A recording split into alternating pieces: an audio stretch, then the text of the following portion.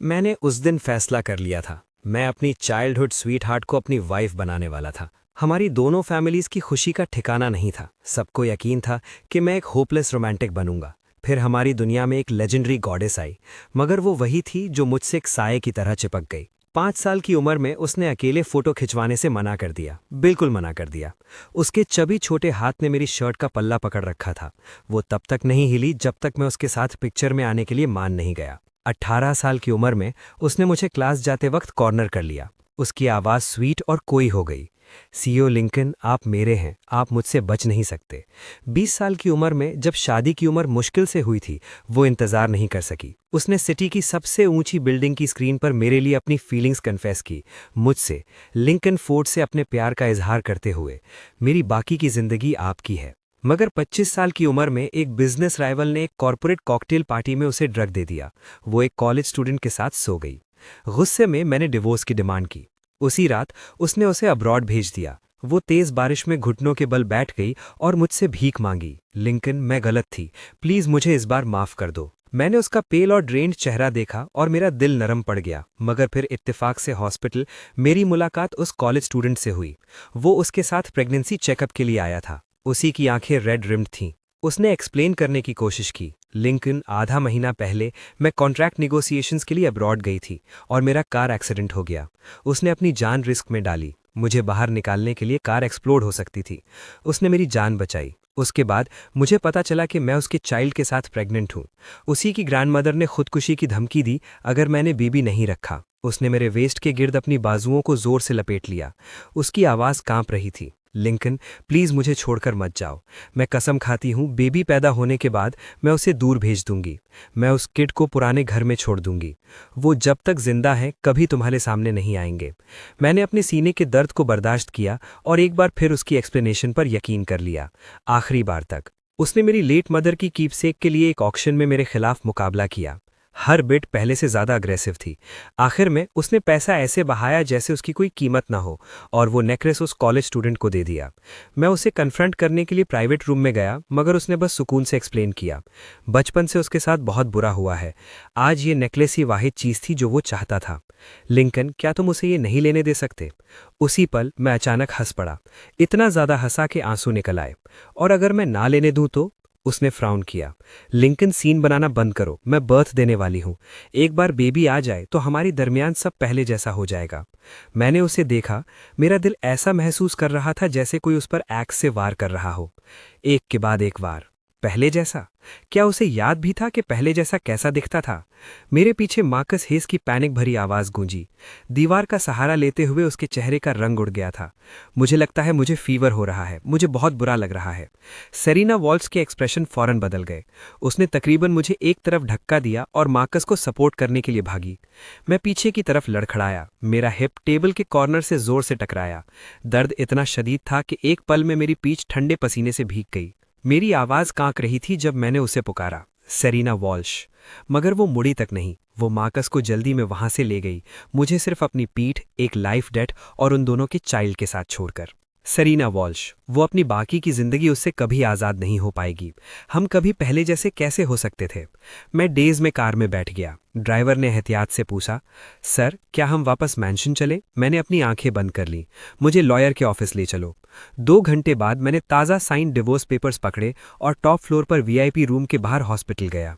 Bodyguard ने मुझे देखा। शर्मिंदगी से उसका चेहरा लाल हो गया और उसने अपना सर झुका लिया। मैं हॉलवे के कोने पर खड़े सेरेना वॉल्श को मार्कस हेस के लिए पूरा फ्लोर रिजर्व करते हुए देख रहा था। डॉक्टर्स और नर्सेज उसके इशारे पर हाजिर हो रहे थे, और उसने एक पल के लिए भी उसका बेड साइड नहीं छोड़ा। एक पल के लिए भी नहीं। जब मार्कस ने थोड़ा फ्राउन किया, वो ऐसे पैनिक हो गई जैसे आसमान गिर रहा हो। मार्कस धीरे से बोला, मेरा वेस्ट साइड वाली ब्रेकफास्ट प्लेस से राइस बॉल खाने का दिल कर रहा है। सेरेना वॉल्श एक सेकंड के लिए भी नहीं हिचकिचाई। उसने अपनी कार कीज उठाई और सीधा बाहर चली गई। मेरा इंतजार करना, मैं अभी वापस आती हूं। मैं अंधेरे में खड़ा रहा। मेरा दिल ऐसा महसूस कर रहा था जैसे उसे चीर कर खोला जा रहा हो। मैंने उसके जाने तक इंतजार किया और फिर उसके कमरे का दरवाजा ढकेल कर खोल दिया। जब मार्कस हेज ने मुझे देखा, उसने फौरन एक बेचारी सी एक्सप्रेशन बना ली। लिंकन, क्या तुम यहां मुझे ब्लेम करने आए हो? मुझे माफ कर दो, मेरा सच में ये मतलब नहीं था। मुझे बस वो नेकलेस बहुत पसंद था। सीईओ वॉल्श ने ऑक्शन में तुमसे उसके लिए मुकाबला किया और वो मुझे दे दिया, लेकिन वो सिर्फ मेरा होराइजन ब्रॉडन करना चाहती थी। एक बार बेबी पैदा हो जाए वो बिल्कुल पहले की तरह तुम्हारे पास वापस आ जाएंगी। मैंने एक ठंडी हंसी हंस दी। यहां सिर्फ हम दोनों हैं, ये ड्रामा बंद करो। मुझे तुम्हारी ऑस्कर वर्दी परफॉर्मेंस देखने में कोई इंटरेस्ट नहीं है। बरसों पहले सरीना वॉल्श ने तुम्हें जाने के लिए $50 मिलियन ऑफर किए थे, लेकिन तुम फिर भी उनके सामने आ गए और ऊपर से उन्हें प्रेग्नेंट भी कर दिया। मुझे अच्छी तरह पता है तुम क्या चाहते हो। उसकी आंखें खाली हो गईं, उसका एक्सप्रेशन ऑकवर्ड हो गया। मैं तुम्हारे गेम्स में नहीं फंसना चाहता। मैंने डिवोर्स पेपर्स का एक सेट निकाला। अगर तुम उन्हें ये डिवोर्स पेपर्स खुद दोगे तो वो कभी साइन नहीं करेंगी। मैं उनसे साइन करवाने का कोई रास्ता निकाल लूंगा बिना उन्हें एहसास हुए। मार्कस ने अपना होंठ चबाया। तुम्हें गलतफहमी हुई है, मैं कभी तुम दोनों के दरमियान नहीं आना चाहता था। मैंने उसकी बात काट दी। तुम्हें सिर्फ एक मौका मिलेगा, सोच समझकर फैसला करो। मार्कस काफी देर तक अग्रीमेंट को घूरता रहा। आखिरकार उसने हाथ बढ़ाकर उसे ले लिया। शुक्रिया लिंकन, हमारी फैमिली ऑफ 3 को मुकम्मल करने के लिए। एक फैमिली ऑफ 3? मेरा दिल ऐसा महसूस कर रहा था जैसे किसी डल ब्लेड से खंजर मारा गया हो। उस दर्द ने मेरी सांस तक को लर्जा दिया। फिर मैंने तुम तीनों के लिए हमेशा की खुशी की दुआ की। जब मैं मैंशन वापस पहुंचा, मैंने एक कार्डबोर्ड बॉक्स निकाला और सरीना वॉल्श से जुड़ी हर चीज पैक करना शुरू कर दी। सरीना वॉल्श और मैं बचपन से साथ बढ़े हुए थे। हमारी इतनी यादें थीं जो मैं गिन नहीं सकता था। पहली चीज जो मैंने बॉक्स में डाली वो एक फोटो एल्बम थी। मैंने पहला पेज खोला। हमारी एक साथ की तस्वीर, जब हम 5 साल के थे। फोटो में उसने एक छोटी सी ड्रेस पहनी हुई थी। उसका चेहरा तना हुआ था जब वो मेरे बराबर में खड़ी थी, लेकिन उसके हाथों ने चुपके से मेरी शर्ट का पल्ला पकड़ा हुआ था। मिसेस वॉल्श ने कहा था उस दिन उसने अकेले फोटो खिंचवाने से साफ इनकार कर दिया था। उसे मेरे साथ पिक्चर में होना था। वो पहली बार था जब उसने मेरे लिए अपनी पोजेसिवनेस दिखाई थी। दूसरी चीज हमारी हाई स्कूल यूनिफॉर्म का एक बटन था। ग्रेजुएशन डे पर क्लास के सारे लड़के लड़कियों के बटन्स के लिए लड़ते थे। मैं अपनी सीट पर बैठा रहा, हिला तक नहीं।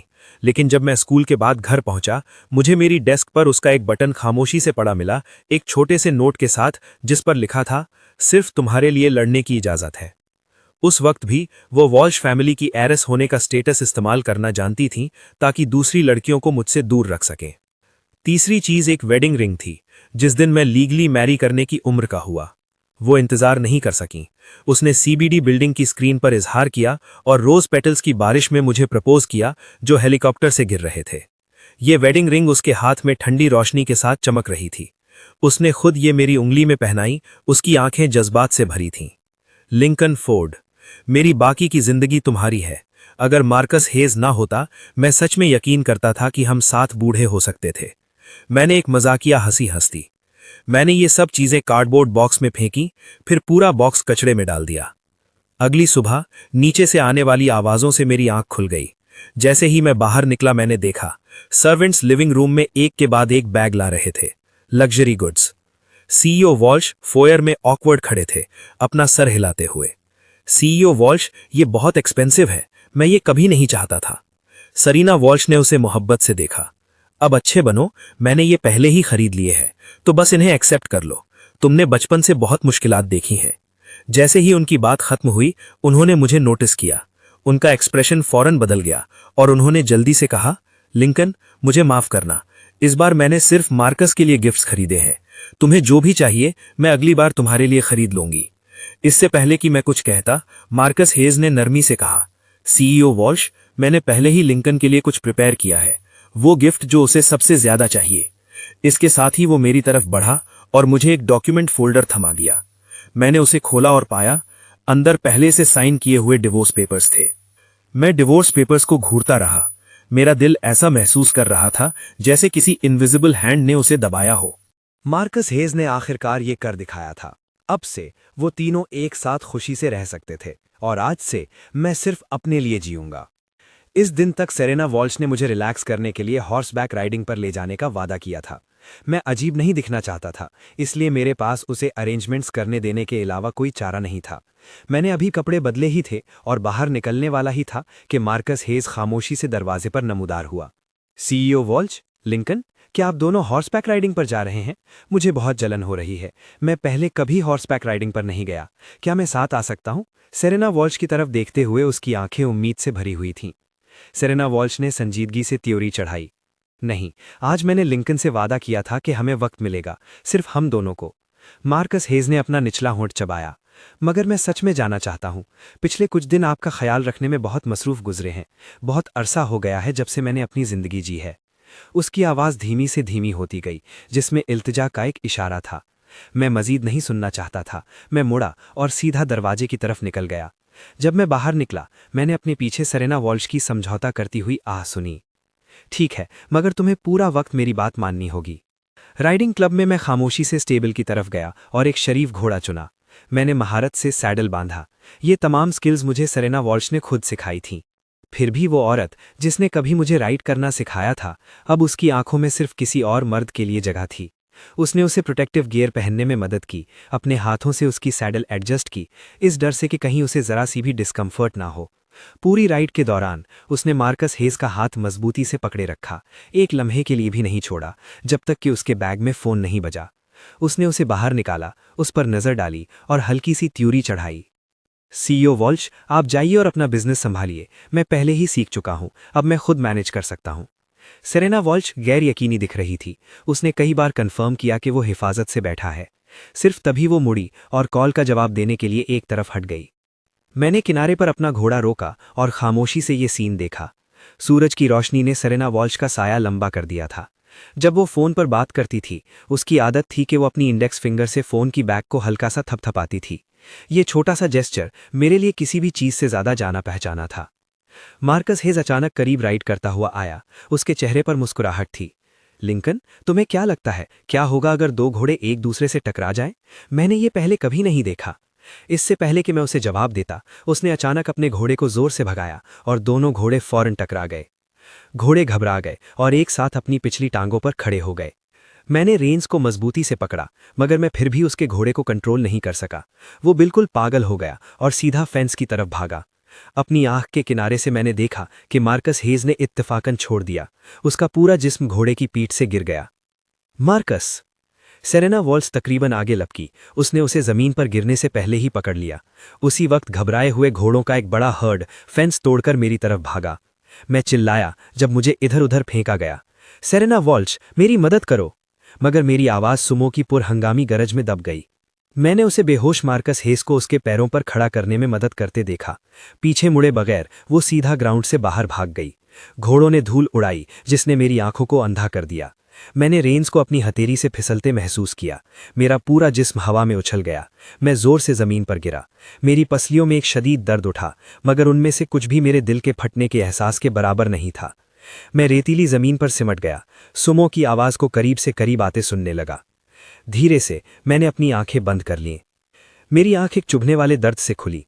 जब मैंने अपनी आंखें खोलीं, मैंने खुद को हॉस्पिटल में पाया। मैंने हल्का सा अपना सर मोड़ा और सेरेना वॉल्श को बेड के बराबर में बैठे देखा। उसकी आंखों के नीचे हल्के से साए गहरे हो गए थे। लिंकन, तुम जाग गए हो, वो फौरन नरमी से बोली। उसकी आवाज़ में रिलीफ था। क्या तुम्हें कहीं डिस्कम्फर्ट है? मैंने अपना मुंह खोला। मेरा गला इतना खुश्क था कि मैं कोई आवाज़ नहीं निकाल सका। सेरेना वॉल्श अचानक बोली। उसका लहजा अर्जेंट था। मार्कस इत्तेफाकन जख्मी हो गया है। उसे एक ब्लीडिंग डिसऑर्डर है। अभी ब्लीडिंग रुक नहीं रही है। हॉस्पिटल ब्लड बैंक में काफ़ी नहीं है। मेरा दिल धीरे धीरे डूबने लगा।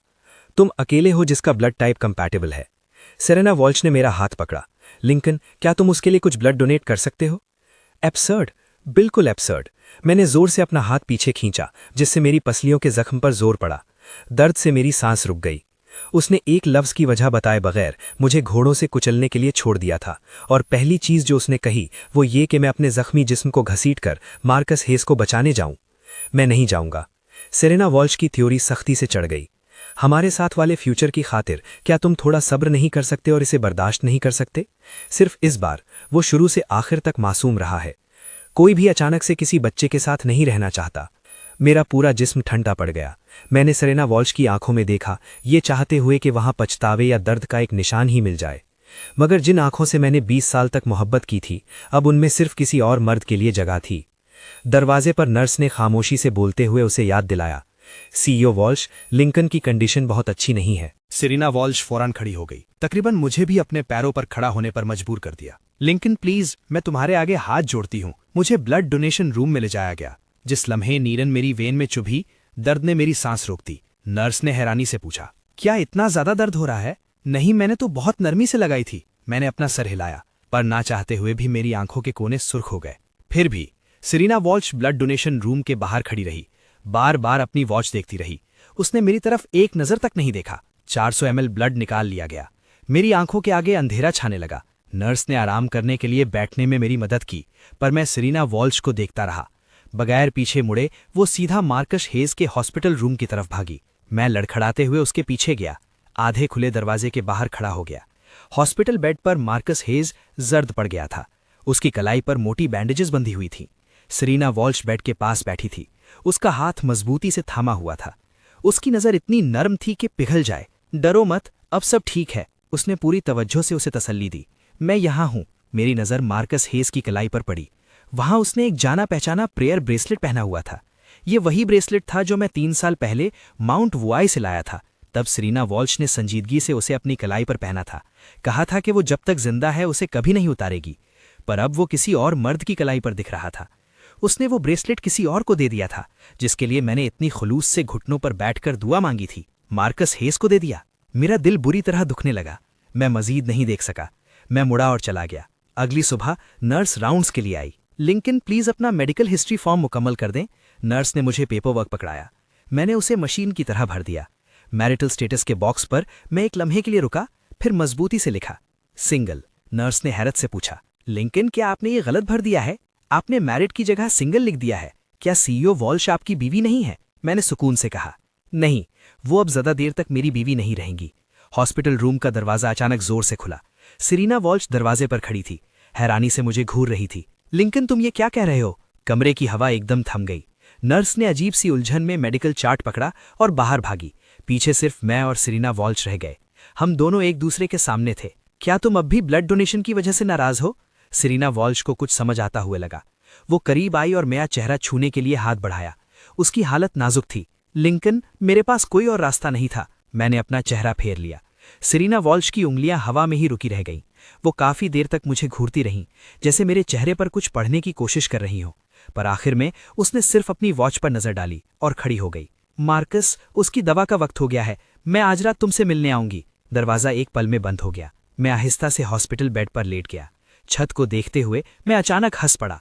सेरेना वॉल्श चली गई और पूरे 5 दिन तक वापस नहीं आई। मुझे डिस्चार्ज कर दिया गया और मैं घर चला गया। सूप बनाने का अपना वादा पूरा किया। मैंने ड्राइवर के हाथ उसे हॉस्पिटल भिजवा दिया। फिर मैंने अपना सामान पैक करना शुरू कर दिया। मेरा पासपोर्ट, कुछ कपड़े जो मैं आमतौर पर पहनता था। नाइट स्टैंड पर हमारी एक साथ की फोटो रखी थी। मैंने एक लम्हे के लिए उसे देखा, फिर उसे मेज पर उल्टा करके रख दिया। एक रात सेरेना वॉल्श अचानक घर आई। उसने एक सुनहरा इन्विटेशन आगे किया। उसकी आंखें चमक रही थीं जैसे हमारी जवानी के दिनों में होती थीं। आज स्कूल की सेंटिनल एनिवर्सरी है। हमारे क्लासमेट्स ने कहा कि वो रीयूनियन करना चाहते हैं। तुम कई दिनों से घर पर हो। बाहर निकलने और रिलैक्स करने के लिए ये बेहतरीन वक्त है। पुराने दोस्तों से मिल लो। ठीक है, रीयूनियन का दिन। सेरेना वॉल्श ने पूरा वक्त मेरा हाथ थामा रहा। पुराने दोस्तों ने कहा, स्कूल का सबसे हैंडसम लड़का और सबसे खूबसूरत लड़की, आज भी परफेक्ट मैच है। किसी ने पुरानी यादें ताज़ा करते हुए कहा, याद है जब सेरेना वॉल्श पूरी रात लाइन में खड़ी रही थी सिर्फ लिंकन के लिए वो लिमिटेड एडिशन एल्बम खरीदने के लिए?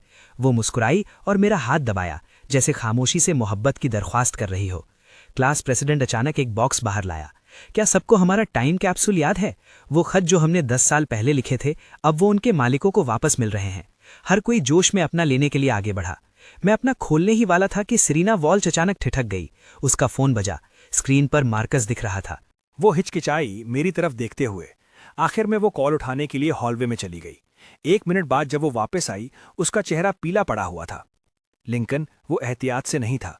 वो सीढ़ियों से गिर गया। वो इस वक्त हॉस्पिटल में है। मैंने सुकून से उसे बात काटते हुए कहा, जाओ, उसकी सेहत ज्यादा जरूरी है। उसने सुकून की सांस ली और मेरे मुंह के कोने पर किस किया। मैं जल्द वापस आऊंगी। मैंने उसे जल्दी में गायब होते हुए देखा। फिर मैं टाइम कैप्सूल के पास गया और सेरेना वॉल्श का खत ढूंढा। लिफाफे पर लिखा था, सेरेना वॉल्श के लिए, 26 साल की उम्र में। मैं एक पल के लिए हिचकिचाया, फिर उसे खोला। कागज वक्त के साथ पीला हो चुका था, लेकिन लिखाई अब भी साफ थी। 16 साल की सेरेना वॉल्श ने फ्लोइंग स्क्रिप्ट में 26 साल की सेरेना वॉल्श को लिखा था, अब तक तुमने लिंकन फोर्ड से शादी कर ली होगी, है ना? मुझे तुमसे बहुत जलन हो रही है। तुम्हारी जिंदगी अब वो सब है जो मैंने हमेशा ख्वाब में देखा था। इसलिए तुम्हें लिंकन के साथ हर हाल में अच्छा सलूक करना होगा। शादी के बाद तुम्हें उसके साथ खुश रहना होगा, वरना मैं तुम्हें कभी माफ नहीं करूंगी। याद से उसके लिए रोज दूध गर्म करना। उसका स्टमक ठीक नहीं रहता। तुम्हें उसके साथ नॉर्दर्न लाइट्स देखने आइसलैंड जाना होगा। वो 7 साल से इस बारे में बात कर रहा है। तुम्हें याद रखना होगा कि उसे रेनी वेदर सबसे ज्यादा बुरा लगता है। याद रखना कि उसे सी फूड से एलर्जी है। और ये भी याद रखना कि उसे अंधेरे से डर लगता है, इसलिए रात को उसे कभी अकेला मत चलने देना। खत के आखिर में मेरे लिए एक छोटी सी लाइन लिखी थी, लिंकन फोर्ड। अगर आज से 10 साल बाद मैं तुम्हारे साथ अच्छा सलूक ना करूं तो प्लीज मुझे छोड़ देना और कभी माफ मत करना। मैंने धीरे से उन लफ्जों पर अपनी उंगलियां फेरी और हवा में सरगोशी की। ओके, मैं तुम्हारी बात मानूंगा। रीयूनियन खत्म हो गया। मैंने हर क्लासमेट को गले लगाकर खुदा हाफिज कहा। क्लास प्रेसिडेंट की आंखें लाल हो गईं जब उसने कहा, अगली एनिवर्सरी पर आना, ओके? अब कोई अगली बार नहीं है। निकलने के बाद मैंने सीधा सिविल अफेयर्स ब्यूरो के लिए टैक्सी ली। आज वो दिन था जब डिवोर्स पेपर्स इफेक्टिव होने थे। आखिरकार मुझे डिवोर्स सर्टिफिकेट मिल गया। क्लर्क ने कई बार कंफर्मेशन ली। लिंकन, क्या तुमने इस बारे में अच्छी तरह सोच लिया है? मैंने सोच लिया है। मैंने स्टैंप लगते हुए देखी। मेरे दिल को ऐसा लगा जैसे कोई हिस्सा खाली कर दिया गया हो। लेकिन अजीब बात थी, मुझे आज़ादी भी महसूस हुई। जाने से पहले मैंने अपनी सारी पर्सनल इन्फॉर्मेशन मिटा दी। एक तरफ की प्लेन टिकट खरीदी। प्लेन में मैंने खिड़की से बाहर साफ सनसेट को देखा। बाहर देखते हुए मुझे अचानक अपना 18 साल का होना याद आया। सरीना वॉल्श ने स्कूल के बाद मुझे एक कोने में रोका और कहा, सीओ लिंकन, तुम मेरे हो, तुम बच नहीं सकते। सरीना वॉल्श, तुम गलत थी। इस बार मैं बच निकला हूं और एक बार जब मैं निकल गया, मैं कभी वापस नहीं आऊंगा। सरीना वॉल्श हॉस्पिटल पहुंची। मार्कस हेज हॉस्पिटल के बेड पर बैठा था। उसकी आंखें लाल हो रही थीं। मार्कस! वो उसे गले लगाने के लिए भागी। उसकी आवाज फिक्र से भरी थी। मार्कस हेज ने एक मासूम एक्सप्रेशन बनाने की कोशिश की। सीओ वॉल्श, मैं जानता हूं कि सिर्फ इसलिए क्योंकि मेरे पास हमारा बच्चा है मैं इतने वक्त तक तुम्हारे साथ रह सका हूं। ग्रैंडमदर की दरखास्त पूरी कर रहा हूं कि तुम्हारा ख्याल रखूं। सीओ वॉल्श मुझे हकीर समझती हैं। वो थोड़ी देर रुका। मुझे हकीर समझती हैं क्योंकि मैं हमेशा तुम्हारी तारीफ करता हूं। इसलिए जब मैंने पहली बार तुम्हें ड्रग देखा, मैंने तुम्हें बचाने के लिए अपनी जान खतरे में डाली। मार्कस हेज ने उसका हाथ मजबूती से पकड़ा। इसलिए जब मैंने पहली बार तुम्हें सड़क पर देखा, मैंने तुम्हें रेस्क्यू करने के लिए अपनी जान खतरे में डाली। सरीना, क्या तुम मुझे कबूल कर सकती हो? वो जितना ज्यादा मोहतात और हेजिटेंट बनता गया, सरीना वॉल्श का दिल उतनी ही ज्यादा एंग्जाइटी से भरता गया। उसने उसे जोर से पीछे धक्का मारा, लेकिन फिर भी खुद को उसे डांटने पर आमादा नहीं कर सकी। मार्कस, मेरे बच्चा पैदा करने तक इंतजार करो। मैं तुम्हें काफी पैसे दूंगी, तुम्हें रहने के लिए अब्रॉड भेज दूंगी, इतना कि तुम अपनी पूरी जिंदगी वेल्थ और कंफर्ट में गुजार सको। सरीना वॉल्श के तासुरात ठंडे पड़ गए। सरीना, मेरे लिए इनमें से कुछ भी मैटर नहीं करता। क्या होगा अगर मुझे सिर्फ तुम चाहिए हो? मार्कस हेज ने उसे देखकर मजबूती से उसका हाथ पकड़ा और अपने दिल पर रख दिया। सरीना, प्लीज मुझे अपने से दूर मत करो, ओके? सरीना वॉल्श ने गहरी सांस ली। किसी वजह से उसने मेरे बारे में सोचा। मैं नहीं कर सकती, मैं नहीं कर सकती। वो घबरा गई और अपना हाथ झटक दिया, फिर दरवाजे की तरफ बढ़ी। मार्कस, तुम जानते हो कि मेरे दिल में सिर्फ लिंकन के लिए जगह है, लेकिन ग्रैंडमदर भी तुम्हें बहुत पसंद करती हैं। ग्रैंडमदर ने यहां तक कहा कि इस बार तुमने लड़के को जन्म दिया तो वो तुम्हें एक लेजिटिमेट पोजीशन देंगी। मार्कस हेज हॉस्पिटल के बेड पर बैठा था। उसका चेहरा पीला पड़ गया और उसके पास कहने को अल्फाज नहीं थे। सरीना, क्या तुम सच में मेरे लिए कुछ भी महसूस नहीं करती? सरीना वॉल्श फौरन घबरा गई। मार्कस, शुरू में ग्रैंडमदर ने जो भी प्रॉमिस किया हो, मेरे दिल में सिर्फ लिंकन है। तुम्हें अपना ख्याल रखना चाहिए। उसने जल्दी से हॉस्पिटल रूम का दरवाजा बंद कर दिया। उससे टेक लगाए हुए गहरा सांस लेते हुए उसे नहीं पता था कि उसका दिल सिर्फ मेरे लिए क्यों धड़कता था। मार्कस हेज का जर्द चेहरा देखकर वो थोड़ा लड़खड़ा गई। ये जरूर सिर्फ बच्चे की वजह से होगा। सरीना वॉल्श ने खुद को यकीन दिलाने की कोशिश की। वो ड्राइव करके कंपनी गई। उसने खुद को काम में डबो दिया। इस तरह उसे उस दिल का सामना नहीं करना पड़ा, अपने बचपन के वर्जन के इल्जामात का सामना नहीं करना पड़ा। मगर सरीना वॉल्श ने ये नहीं देखा कि उसके जाने के बाद मार्कस हेज की आंखों में ठंडी चमक और उसका फोन, मार्कस हेज के एक्सप्रेशन फौरन बदल गए, जैसे कुछ देर पहले वाला तरस खाने वाला आदमी वो था ही नहीं। लिंकन फोर्ट को पहले ही वॉल्श फैमिली ने निकालने पर मजबूर कर दिया है। यहां सिंसियर होने का दिखावा करने का क्या फायदा? उसने अपना फोन उठाया और कॉल की। हेलो, क्या ये सीईओ गू के असिस्टेंट हैं? मैं मार्कस हूं। क्या आप मुझे सीईओ गू का हाल ही का स्केड्यूल बता सकते हैं? पैसे का कोई मसला नहीं है, बस मुझे बता दें, मुझे उनसे मिलना है। उसने फोन रख दिया। मार्कस हेज ने आखिरकार एक मुस्कुराहट दिखाई। सरीना वॉल्श, काश मुझे पहले पता होता कि तुम मुझे रिजेक्ट कर दोगी। मैं अपना वक्त तुम्हारे साथ यहां बिल्कुल जाया ना करता। उसकी आंखों में एक अजीब चमक आई, मगर खुशकिस्मती से मैंने एक बैकअप प्लान रखा था। प्राइवेट ऑक्शन हाउस में बिजनेस इलीट्स और बड़े शेयर होल्डर्स जमा थे। गेस्ट्स बड़े जोश से उन एंटीक्स के बारे में बात कर रहे थे जिनकी ऑक्शन होनी थी। सरीना वॉल्श के कदम भारी महसूस हो रहे थे। वो आखिरी वक्त पर प्राइवेट रूम में दाखिल हुई। ओल्ड मिसेस वॉल्श ने फौरन उसका हाथ पकड़ा और उसे अपने बराबर बैठने के लिए कहा। सरीना, तुम इतनी लेट क्यों हो? सरीना वॉल्श ने तेवरी चढ़ाई। उसकी आवाज़ थकावट से भरी हुई थी। ग्रैंडमदर, कंपनी में एक इमरजेंसी थी। ओल्ड मिसेस वॉल्श फौरन हमदर्दी से भर गईं। सरीना बेटी, कंपनी के मामलात तुम उन्हें दूसरों पर छोड़ सकती हो। इस वक्त तुम्हें सिर्फ एक चीज पर फोकस करने की जरूरत है। इस प्रेगनेंसी के दौरान अपना अच्छी तरह ख्याल रखना। सरीना देखो, थोड़ी देर में मैं उस चीज पर बिड करूंगी, ड्रैगन और फीनिक्स लॉन्जेविटी लॉक। मैं ये अपने ग्रैंड चाइल्ड को दूंगी। ग्रैंडसन्स और ग्रैंड डॉटर्स दोनों कीमती होते हैं। सरीना वॉल्श ने एंटीक कैटलॉग देखने के लिए सर झुकाया। उसके होठों पर एक हल्की सी मुस्कुराहट आई। फिर जैसे कुछ सोचते हुए उसने मुस्कुराते हुए कहा, आपने इतनी तकलीफ की, बेबी को ये जरूर पसंद आएगा। मार्कस अब भी सबसे बेहतर है। सिर्फ एक रात और उसने मुझे प्रेग्नेंट कर दिया। ओल्ड मिसेस वॉल्श बहुत खुश थीं। उस दूसरे की तरह नहीं जो हमें एक बच्चा तक नहीं दे सका और उसने हमारी फैमिली का जेड एयरलूम भी तोड़ दिया था। ऐसा आदमी हम उसके बगैर ही बेहतर है। उसने एक ठंडी सांस भरी और शिकायत करती रही, अगर तुम्हें शुरू में वो पसंद ना होता तो क्या तुम्हें लगता है कि ये मैरिज कभी होती? जैसे ही मुझसे जुड़ी कोई बात हुई, सरीना वॉल्स का दिल अचानक दुखने लगा, जैसे खाली हो गया हो। ग्रैंडमदर, लिंकन का वो मतलब नहीं था। हमने पहले सबसे ये छुपाया था। ओल्ड मिसेस वॉल्श ने तंज से कहा, तुमने उसे सड़ चढ़ा दिया था। जिद पर अड़ा रहता, बच्चे ना करने के लिए। और इतना गुस्से वाला मिजाज भी था, कभी हालात का नहीं सोचता। ओल्ड मिसेस वॉल्श जितना बोलती गईं, उन्हें उतना ही गुस्सा आता गया। उन्होंने एंटीक कैटलॉग जोर से मारा। मार्कस फिर भी बेहतर है। सरीना वॉल्श सिर्फ उनके बराबर मुस्कुरा सकी, ड्रैगन और फीनिक्स लॉन्जेविटी लॉक की ऑक्शन का इंतजार करते हुए। ड्रैगन और फीनिक्स लॉन्जेविटी लॉक अफवाह है कि चिंग डायनेस्टी का है, जिसे इंपीरियल आर्टिजन्स ने चियान लॉन्ग एरा के दौरान बनाया था। ड्रैगन्स उड़ते हुए, फीनिक्स हसीन, आपस में जुड़े हुए, बिल्कुल असली और वाज़ेह। एक नायाब खजाना जो मुश्किल से मिलता है। स्टार्टिंग बिड 5 मिलियन युआन है। जैसे ही ओल्ड मिसेस वॉल्श ने उसे देखा, वो अपना पैडल उठाना चाहती थी। सरीना वॉल्श ने नरमी से उनका हाथ थपथपाया। ग्रैंडमदर, आपने पहले ही कहा था कि आप ये अपने ग्रैंड चाइल्ड को देंगी। मैं इसे जरूर जीतूंगी। उसने एक बार ताली बजाई और सीधा मैक्सिमम बिड पर चली गई। दूसरी तरफ से पहले ही मैक्सिमम बिड आ चुकी थी। ऑक्शनियर का गैवल गिरा। वहां मौजूद गेस्ट को मुबारकबाद। ड्रैगन और फीनिक्स लॉन्जेविटी लॉक जल्द ही डिलीवर कर दिया जाएगा। ओल्ड मिसेस वॉल्श ने खुशी से तालियां बजाईं। Serena, wonderful. सरीना वॉल्श मुस्कुराई और अपनी सीट से खड़ी हो गई। ग्रैंडमदर, ऑक्शन खत्म हो गई है। मैं वापस ऑफिस जा रही हूं। ओल्ड मिसेस वॉल्श मुस्कुराई और सर हिलाया, मोहब्बत से उसकी हथेली को दबाया। सरीना, तुम्हें मजीद आराम की जरूरत है। अगर तुम्हें कुछ हो गया तो मैं क्या करूंगी? परेशान ना हो ग्रैंडमदर, मुझे पता है मैं क्या कर रही हूं।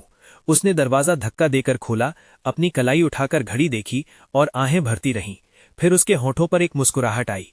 एक बार ये बेबी पैदा हो जाए तो मुझे कुछ छुट्टी लेनी चाहिए और लिंकन के साथ रहना चाहिए। मैंने वाकई हाल ही में उसे बहुत इग्नोर किया है। हालांकि लिंकन कभी कभी अनरीजनेबल हो सकता है। सरीना वॉल्श ने खुद से सोचा। अचानक एक पहचानी हुई शक्ल उसकी आंखों के सामने आई। उस आदमी के एक्सप्रेशंस जल्दी में थे। वो ठीक उसके सामने से गुजरा और थोड़ी दूर एक प्राइवेट रूम में दाखिल हो गया। उसने हिचकिचाते हुए पुकारा, मार्कस। उसने साफ तौर पर नहीं सुना। वो जल्दी से प्राइवेट रूम में चला गया। अपनी आम एहतियात के बगैर सरीना वॉल्श सोच में पड़ गई। वो खामोशी से दरवाजे की तरफ बढ़ी। वो आदमी बहुत फिक्रमंद लग रहा था। उसने दरवाजा पूरी तरह बंद भी नहीं किया था, एक छोटी सी दराज छोड़ दी थी। प्राइवेट रूम में एक मर्द और औरत की आवाजें सरीना वॉल्श के कानों में साफ आ रही थीं। सीईओ गू, मैं आपका आदमी हूं। मैंने सब कुछ किया जो आपने मुझसे कहा था। आपकी दुश्मन को अपने बच्चे से प्रेग्नेंट कर दिया। क्या आप मुझे वाकई वो नहीं देंगी जो मेरा हक है? वो पहचानी हुई मर्दाना आवाज सरीना वॉल्श के कानों में साफ आसमान से बिजली गिरने की तरह लगी। उसे यकीन नहीं आ रहा था। उसकी आंखें फट गईं। ये आदमी साफ तौर पर मार्कस हेज था। क्या तुम सीरियस हो? मैंने शुरू से तुमसे कहा था कि तुम जो करो, मैं तुमसे कभी मैरिज नहीं करूंगी। आवाज की बुनियाद पर वो बता सकती थी, ये सीईओ गू वही शख्स था जो बरसों से उसका बिजनेस राइवल था, उसकी जानी दुश्मन। मुझे परवाह नहीं है। मैंने आपके लिए इतना कुछ किया है। आपको मुझे इमोशनल डैमेजेस के लिए कॉम्पनसेट करना होगा। मार्कस हेज की आवाज साफ तौर पर वो नर्म और प्यारी आवाज नहीं थी जो सरीना वॉल्श जानती थी। ये सुई की तरह तेज और जहरीली थी, बहुत चुभने वाली। वो तंज से हंसा, उसकी आवाज बिल्कुल साफ थी। वरना मैं तुम्हारे हस्बैंड के सामने हंगामा खड़ा कर दूंगा। जैसे ही सीईओ गू ने हस्बैंड का लफ्ज सुना, उनकी आवाज फौरन धीमी हो गई। तुम्हें कितने पैसे चाहिए? मार्कस हेज मुस्कुराया और अपनी 2 उंगलियां उठाकर हिलाईं। 200 मिलियन। सीईओ गू का सांस अटक गया। उन्होंने गुस्से में गहरी सांसें ली और कहा, तुम अब मुझे ब्लैकमेल कर रहे हो? तुम एक बेशरम आदमी हो। क्या तुम पहले ही वॉल्श फैमिली के साथ नहीं लग गए और अब तुम मुझे भी ब्लैकमेल करना चाहते हो? मार्कस लेस जोर से हंसने लगा। लेकिन मैंने ये सब पहले तुम्हारे लिए ही किया था। मैंने अपना जिस्म तक बेच दिया ताकि तुम्हारी बिजनेस दुश्मन सरीना वॉल्श से बदला ले सकूं। मैंने यहां तक कि सीईओ वॉल्श को ड्रग भी दिया, उन्हें धोखा देने के लिए उनके हस्बैंड जैसी शर्ट पहनी। फिर मुझे पता चला कि वो काम के सिलसिले में अब्रॉड जा रही हैं।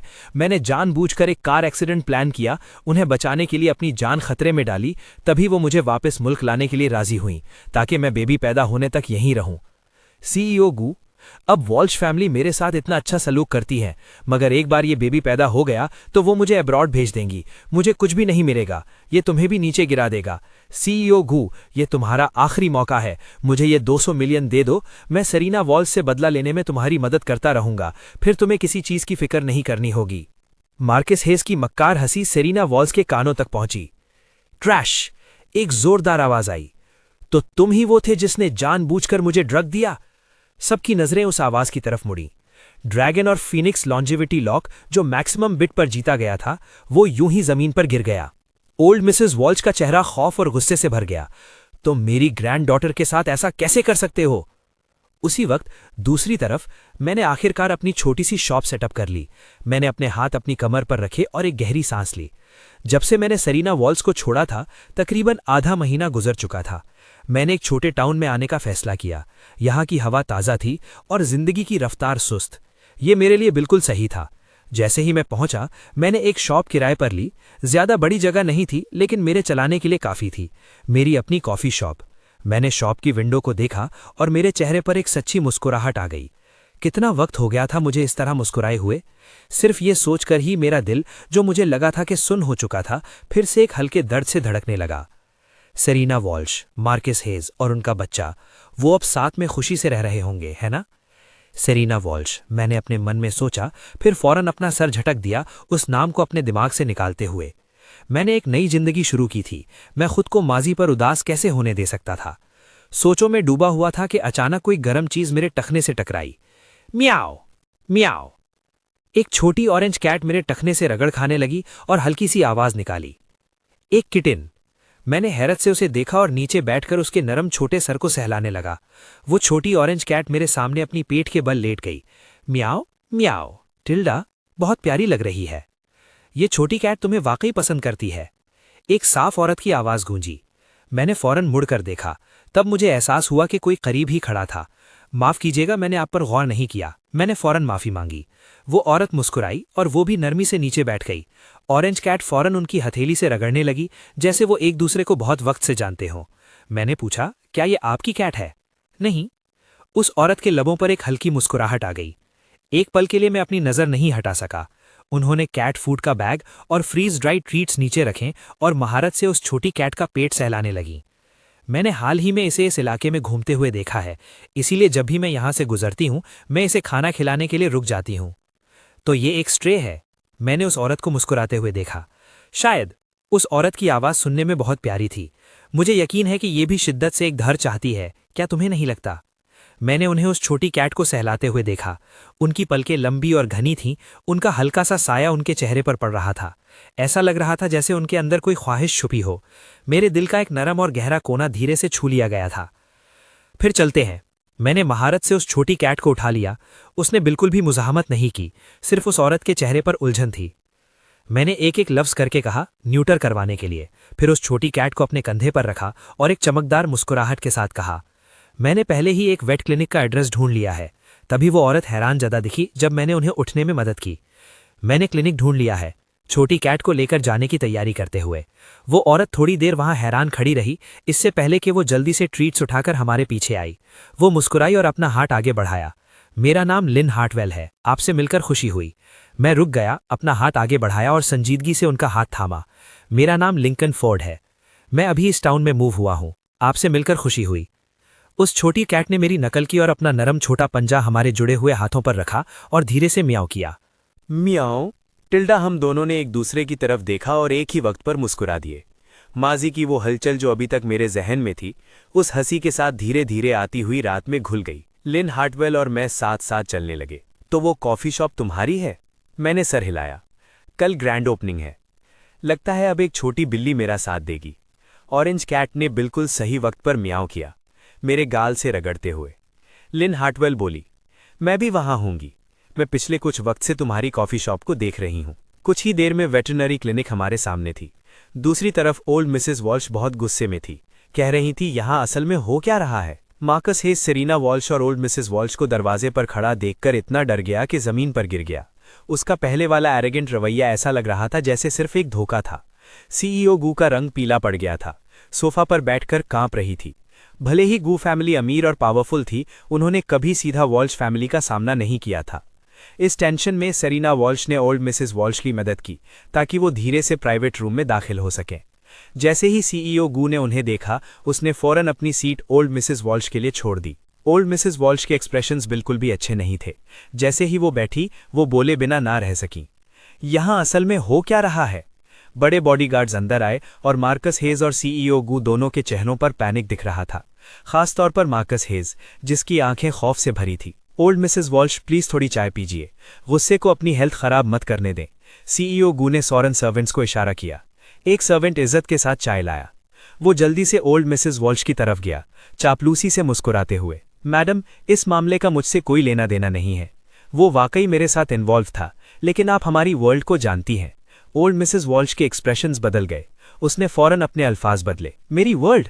वो एक कॉन आर्टिस्ट है जो अमीर औरतों को फंसाने में माहिर है।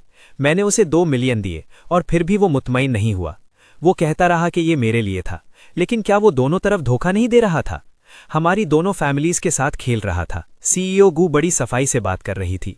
ये जताने की कोशिश कर रही थी कि गू और वॉल्श फैमिली दोनों मार्कस हेज का शिकार हुई हैं।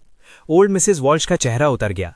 सेरीना वॉल्श अचानक बोली, सीईओ गू, अगर आप सच बता दें तो वॉल्श फैमिली आप पर अटैक करना बंद कर देगी।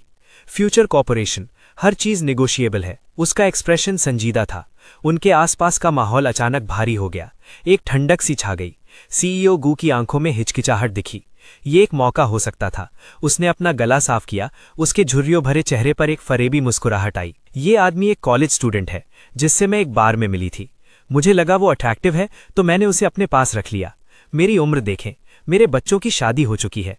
मेरी इतनी हिम्मत कैसे हो सकती है कि मैं उसे वाकई कोई स्टेटस दूं?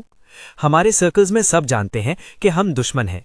किसने सोचा था कि ये बदबख्त मेरा नाम इस्तेमाल करके आपको ड्रग देगा? सीईओ गू का एक्सप्रेशन फौरन ठंडा हो गया, मार्कस हेस को सख्त हिकारत से देखते हुए। उसने आपको प्रेग्नेंट किया ताकि मुझे मजबूर कर सके कि मैं उसे स्टेटस दूं। मैं इस पर कैसे राजी हो सकती थी? उस दिन कॉकटेल पार्टी में मैंने किसी से उसे बैंक कार्ड दिलवाया था। मैंने सोचा था बात यहीं खत्म हो जाएगी। किसने सोचा था कि वो हार नहीं मानेगा और सीईओ वॉल्श को ड्रग दे देगा? आपसे झूठ बोला कि वो मासूम है। जैसे ही ओल्ड मिसेस वॉल्श ने ये सुना, वो फौरन खड़ी हो गईं, गुस्से में कहते हुए, ऐसा बुरा आदमी मेरी प्यारी पोती के साथ इतनी नाइंसाफी कर रहा है। सीईओ गू सर हिलाती रही। मैडम, प्लीज गुस्से को अपनी हेल्थ खराब मत करने दें। इस बुरे आदमी का बच्चा, भले ही वो वॉल्श फैमिली का हो, उसे रखा नहीं जा सकता। देखे कितना जवान है, फिर भी कितना साजिशी है। मैं खुद उसके झूठ से परेशान हो गई थी। सीईओ गू ने बात जारी रखी। उसने मुझसे 3 बार पैसे मांगे। दूसरी बार मैंने उसे प्रूफ लाने को कहा। किसने सोचा था कि वो मुझे धमकी देगा कि अगर मैंने पैसे नहीं दिए तो वो आपको बता देगा कि उस रात ड्रग मैंने दिया था। ओल्ड मिसेस वॉल्श अपनी जगह जम गई। उनका पूरा जिस्म ऐसा था जैसे किसी ने पॉज दबा दिया हो। काफी देर बाद वो आखिरकार धीरे से बैठ गईं, अपना सीना पकड़ते हुए। हमारी वॉल्श फैमिली को उस जैसे शख्स ने इतनी बुरी तरह धोखा दिया। सेरीना वॉल्श ने फौरन बॉडीगार्ड्स को बुलाया ताकि ओल्ड लेडी को हॉस्पिटल ले जाया जाए। उन तीनों के जाने के बाद तभी वो धीरे धीरे रिलैक्स हुई। उसकी आंखें ठंडी थीं, कांपते हुए मार्कस हेज को घूरती हुई।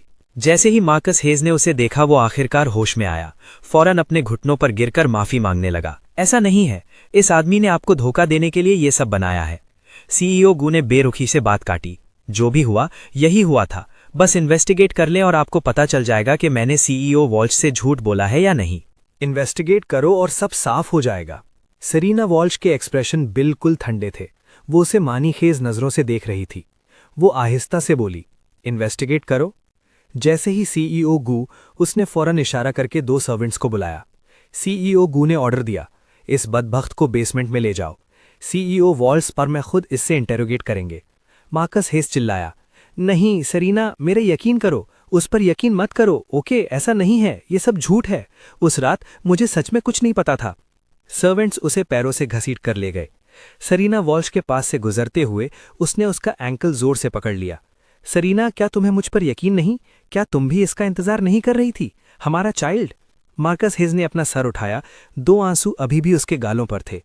किसी और दिन वो यकीनन नर्म पड़ जाती और बार बार भागकर उसे कंफर्ट करना चाहती, मगर इस वक्त उसने अपना चेहरा सख्त रखा और कुछ नहीं कहा। ये देखते हुए कि सेरीना वॉल्श ने एतराज नहीं किया, मार्कस हेज फौरन बोल पड़ा, सेरीना, लिंकन तो पहले ही जा चुका है। क्या हम तीनों का साथ होना अच्छा नहीं होगा? सेरीना वॉल्श अचानक गुस्से से फट पड़ी। उसने जोर से उसका गला दबाया। उसका अनकंट्रोलेबल फ्यूरी बाहर निकल रहा था। कौन चला गया? सीईओ गू फौरन कई कदम पीछे हट गया, अपना सर फेरते हुए। मार्कस हेस का उसकी पकड़ से दम घुटने लगा। उसका चेहरा अजीब पर्पल ब्लैक हो गया, आंसू और नाक बहने लगी। सेरीना वॉल्श ने अपनी पकड़ थोड़ी ढीली की, तभी वो होश में आया, लंबे लंबे सांस लेते हुए। एक गंदी मछली जैसी बदबू फैल गई। सीईओ गू ने फौरन अपनी नाक और मुंह ढका और भाग कर आया। सीईओ वॉल्श, प्लीज गुस्सा मत होइए, आप बेफिक्र रहें, मैं खुद इंटेरोगेशन रिजल्ट्स आपके मेंशन पहुंचाऊंगा। कुछ भी गलत नहीं होगा। मार्कस हेस को आखिरकार समझ आ गई कि क्या हुआ था। उसने एक निहायत विशियस एक्सप्रेशन दिखाया। पहले वाला मासूमियत का मास्क आखिरकार उतर चुका था। अब उसे किसी चीज की परवाह नहीं थी। सेरीना वॉल्श, कोई हैरत की बात नहीं कि लिंकन ने हर हाल में तुमसे डिवोर्स लेने पर जोर दिया। सेरीना वॉल्श को जिसे बिजली गिरने का झटका लगा हो, उसके हाथ अचानक छूट गए। तभी मार्कस हेज आजाद हुआ। उसके जालिमाना एक्सप्रेशन को देखते हुए उसने एक सिनिस्टर स्माइल दी। सेरीना वॉल्श, तुमने ये नहीं सोचा था ना? लिंकन तुम्हें बहुत पहले छोड़ चुका है, बहुत पहले छोड़ गया। उसी वक्त दूसरी तरफ तुम यहां सारा दिन फैन के साथ रहे हो। क्या तुम वाकई ठीक हो? मैं कॉफी का कप लाया जिसके ऊपर लाटे आर्ट साफ तौर पर एक बिल्ली के सर की शेप में था। लिन हार्टविल मुस्कुराई, मैं ठीक हूं, और फैन का पेट दोबारा सहलाए बगैर ना रह सकी। उस दिन हम दोनों छोटी बिल्ली को न्यूटेड करवाने ले गए और कुदरती तौर पर उसे टेम्पररी फॉस्टर करने का फैसला किया। मेरे कॉफी शॉप पर न्यूटेड होने के बाद छोटी बिल्ली ने कोन पहना था, मगर इसने उसे मजे से खाने से बिल्कुल नहीं रोका।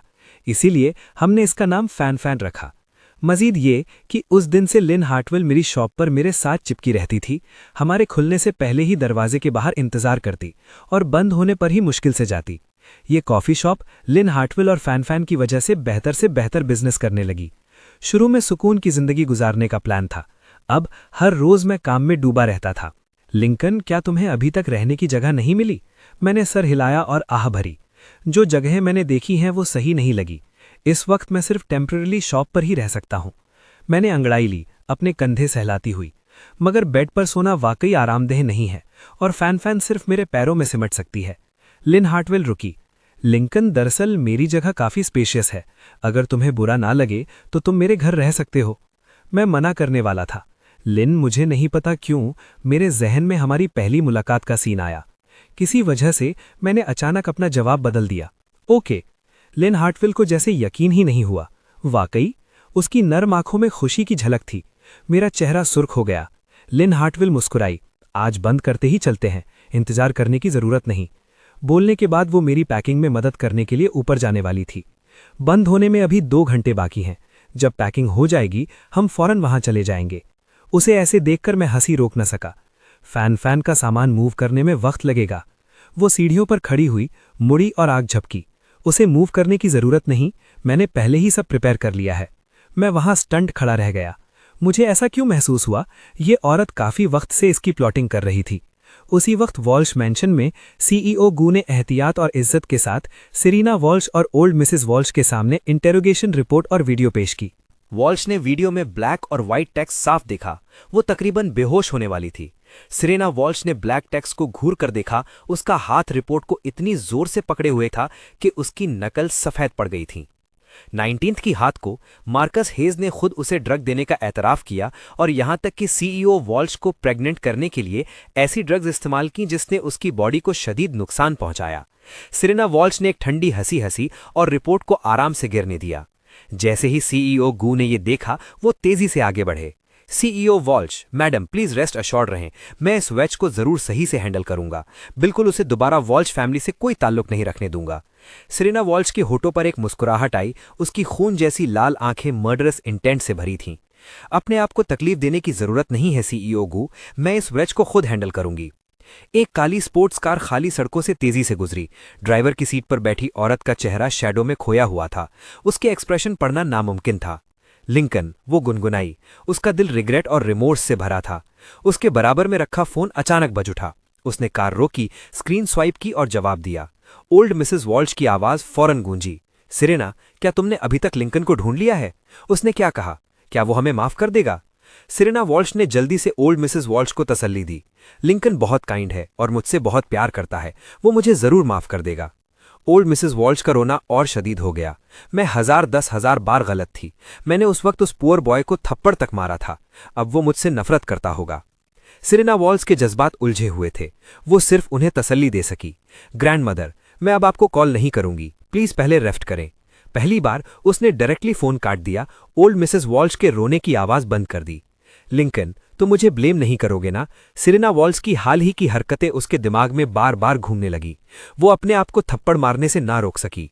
सिरेना वॉल्श, तुम उस आदमी के लाइफ से इतनी डिजी हो गई थी। तुमने उस पर्सन को इग्नोर किया जिससे तुम सबसे ज्यादा लव करती हो, अपने सामने मैंशन की तरफ देखते हुए। अंदर बिल्कुल डार्क था। मैं जरूर बहुत देर तक सोया रहा हूंगा।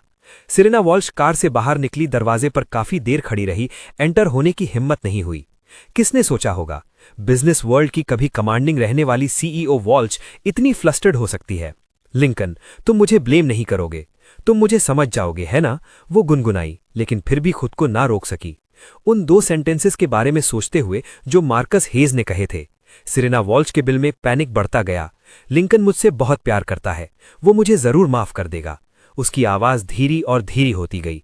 इतनी गलतियां करने के बाद उसे खुद भी डाउट होने लगा। क्या मैं वाकई उसे अब भी माफ कर दूंगा? गौर से सोचा जाए तो उसने मुझे आखिरी बार तकरीबन 1 महीने पहले देखा था। वो कॉन्स्टेंटली मार्कस हेज के साथ थी, लेकिन कभी भी अपने लवर के बारे में नहीं सोचा, जो घर पर अकेला उसका वेट कर रहा था। जब तक आज उसे एक्सीडेंटली ट्रूथ का पता नहीं चला। सिर्फ तभी वो वेकअप हुई और उसे रियलाइज हुआ कि उसने क्या किया है। उसे अपने लव्ड पर्सन के साथ चले हुए कितना वक्त हो गया था। सिरेना वॉल्श का दिल वायलेंटली धड़क रहा था। लिंकन, मैं इसकी तलाफी करूंगी। उसने दरवाजा धक्का दिया, लेकिन उसका दिल फौरन अबिस में गिर गया, क्योंकि घर बिल्कुल एम्प्टी था। सिर्फ डस्ट की भरी स्मेल और थिक मस्टीनेस थी, जो उसे बता रही थी कि यहां बहुत अरसे से कोई नहीं रहा। सिरेना वॉल्श पैनिक हो गई। उसने जल्दी से लाइट्स ऑन की तो देखा कि पूरा हाउस डस्ट की एक पतली लेयर से ढका हुआ है। लिंकन, लिंकन, सिर्फ तभी वो सही में पैनिक हुई क्योंकि वो जानती थी कि मुझे थोड़ा क्लेanलीनेस ऑब्सेशन है। घर को इतना डर्टी और मैसी कभी टॉलरेट नहीं करता। वो किसी पजेस्ड पर्सन की तरह हो गई थी। घर का हर डोर खोला, हर ड्रॉर बाहर निकाला। जो पहले एक पर्सन की सर्चिंग थी, वो अब बिलोंगिंग्स की सर्चिंग बन गई। सिरेना वॉल्श डेस्पेयर में अपने घुटनों के बल गिर गई। लिंकन, तुम वाकई चले गए, तुम्हें अब मेरी जरूरत नहीं। उसने हर कॉर्नर में मुझसे जुड़ी कोई भी चीज ढूंढी, उसे एक आइटम भी ना मिला। वो बिल्कुल ड्रेन्ड महसूस कर रही थी। रात में एक हॉलो शेल बन गई थी। जब वो बेडरूम में गई और नाइट स्टैंड ड्रॉर खोला तो उसे अंदर एक क्राफ्ट पेपर एनवेलप मिला। Quiet and still Serena Walsh की आंखें चमक उठीं। लिंकन, तुम आखिरकार मुझे एक चांस देने के लिए विलिंग हो। उसने उस आखिरी किरण को पकड़ा और क्राफ्ट एनवेलप खोला, लेकिन जब उसने गोल्ड लेटरिंग साफ देखी तो उसकी आंखों से आंसू एंडलेसली बहने लगे। Divorce papers. सिरेना वॉल्श के हैंड्स ट्रेंबल करने लगे। उसने अपना फोन उठाया और मुझे कॉल की। Sorry, the number you have dialled is not in service. बराए मेहरबानी बाद में कोशिश करें। वो रोबोटिक खातून की आवाज बार बार गूंज रही थी। सिरेना वॉल्श ने हार मानने से इनकार कर दिया और बार बार कॉल करती रही। वो कर्ब में फर्श पर घुटनों के बल बैठ गई। सुर्ख डिवोर्स पेपर्स उसके करीब पड़े थे और खामोश आंसू गिर रहे थे। सिरेना वॉल्श ने भारी आवाज में अपने असिस्टेंट को कॉल की। मेरे लिए लिंकन का ठिकाना ढूंढो। असिस्टेंट नींद से जागा और होशियारी से जवाब दिया। मैं फौरन लोगों से राब्ता करके तलाश करता हूं, और कॉल काट दी। तभी सिरेना वॉल्श ने डिवोर्स पेपर्स उठाए। उसने उस पर मौजूद थोड़ी पुरानी अकेली तस्वीर को देखा और उन कस्मों को याद किया जो उसने कभी मुझसे खाई थी। हर एक वादा। मुझे लिंकन के साथ हर हाल में अच्छा सलूक करना है, उसे अपनी रूह तक चाहना है, वरना मैं खुद को कभी माफ नहीं करूंगी। लिंकन, मैंने तुम्हें धोखा दिया है। अगर ये पुरानी सिरीना वॉल्श होती तो वो जरूर इस बेबस औरत को जमीन पर गिराकर जान से मार देना चाहती। और ये सब इसलिए था क्योंकि सिरीना वॉल्श के चेहरे पर एक फीकी और तारीक मुस्कुराहट थी। उसकी आंखें ठंडक से भरी थीं। मार्कस हेज, मैं तुम्हें इसका बदला लिए बगैर नहीं छोड़ूंगी। उसी वक्त मैंने फैनफैन को रंग की बाल्टी गिराते हुए देखा और फौरन उस शरारती बिल्ली को उठा लिया। अपनी मुट्ठी नर्म करते हुए उसके छोटे से सर पर थपकी दी। तुम एक बड़े आर्टिस्ट के काम में रुकावट डाल रही हो। फैनफैन ने नाराजगी से म्याऊं किया। म्याऊं? टिल्डा, हम दोनों बस इसी तरह बहस करते रहे। लिन हार्टवेल ने पेंटिंग रोक दी और मेरी तरफ देखा। उसकी आंखें नरमाहट से भर गई थीं। वो खामोश और खाली स्टूडियो अब रौनक से भर गया था। मैंने बिल्ली को स्टूडियो के दरवाजे से बाहर रखा और सुकून का सांस लिया। मैंने फौरन नीचे बैठकर पेंट ट्यूब साफ करना शुरू कर दी जो बिल्ली ने बिखेर दी थीं। लिन हार्टवेल मेरे सामने नीचे बैठी। मुझे करने दो, और वो भी सफाई में मदद करने लगी। अचानक हम दोनों के हाथ एक ही पेंट ट्यूब की तरफ बढ़े। मैंने फौरन अपना हाथ पीछे खींचा, मगर अचानक उस नर्म हाथ ने मेरे हाथ को दबा दिया। बरसों की पेंटिंग की वजह से लिन हार्टवेल की उंगलियों पर कैलिसिस की एक हल्की परत थी जो मेरी कलाई पर दबाव डाल रही थी। वो एहसास बहुत वाज़ेह था। मैं फौरन हकलाया। लिन, मैं अपना हाथ छुड़ाने वाला ही था, किसने सोचा था कि वो अचानक जोर लगाएगी। उसकी उंगलियां जोर से मेरी उंगलियों में फंस गईं। उसने अपनी 10 उंगलियां मेरी उंगलियों में पिरो दी। उसने अचानक मुझे गले लगा लिया। जो पेंट ट्यूब्स हमने अभी साफ की थीं वो दोबारा खड़कने लगीं और फर्श पर बिखर गईं। हमारे सीने एक दूसरे से जुड़ गए, हमारे दिल एक दूसरे से मिल गए। दोनों वाज़ेह तौर पर एक दूसरे की तेज धड़कन महसूस कर रहे थे। लिन, तुम क्या कर रही हो? लिंकन, मेरे जज्बात, क्या तुम अब भी उन्हें नहीं समझते? लिन हार्टवेल किसी बिल्ली की तरह अपनी खुशबू छोड़ती हुई नरमाहट से मेरे सीने से लग गई। मुझे मत बताना कि तुम्हारा फिर से डिवोर्स हो गया है। उसने अचानक अपनी पूरी हिम्मत जमा की और मेरी गोद में बैठ गई। बालों की लटें मेरे कान से टकराईं, जिससे मुझे सनसनी महसूस हुई। जब तुम पहली बार यहां आए थे, तुमने ये इतनी बार कहा था, क्या तुम चाहते थे कि मैं हार मान जाऊं? लिन हार्टवेल ने अचानक मेरे कंधे पर हल्के से काटा, जैसे नखरे कर रही हो। तुम अच्छी तरह जानते थे कि मैं हार नहीं मानूंगी। तुम भी मेरी तरफ खींचे चले आते हो, है ना? मैंने अपना होंठ दबाया। लिन, जज्बात कोई मजाक नहीं है। मैं पहले चोट खा चुका हूं और मैंने वहीं से ये सबक सीखा है। मैं तुम्हें भी दुख नहीं देना चाहता। उसने फौरन जवाब दिया। तुम नहीं दोगे, तुम मुझे दुख नहीं दोगे। लिन हार्टवेल ने अचानक मुझे छोड़ दिया। वो सच्ची आंखें सीधा मेरी आंखों में देख रही थीं। सीईओ लिंकन, क्या तुम वाकई मुझे कबूल नहीं कर सकते? कुछ लोग कहते हैं कि वो किसी आवारा बिल्ली को घर ले आएंगे, लेकिन जब वो छोटी बिल्ली वाकई उनके दरवाजे पर आती है तो वो उसे अंदर नहीं लेते। एक पल के लिए मुझे वाकई उसके सर पर 2 नुकीले कान निकलते हुए दिखाई दिए जो अब उदासी से झुक गए थे। कुछ लोग बिना बुलाए चले आते हैं और फिर बिना कुछ कहे चले जाते हैं। लिन हार्टवेल की आवाज़ शिकवे से भरी हुई थी। उसके हाथ धीरे धीरे ढीले पड़ रहे थे।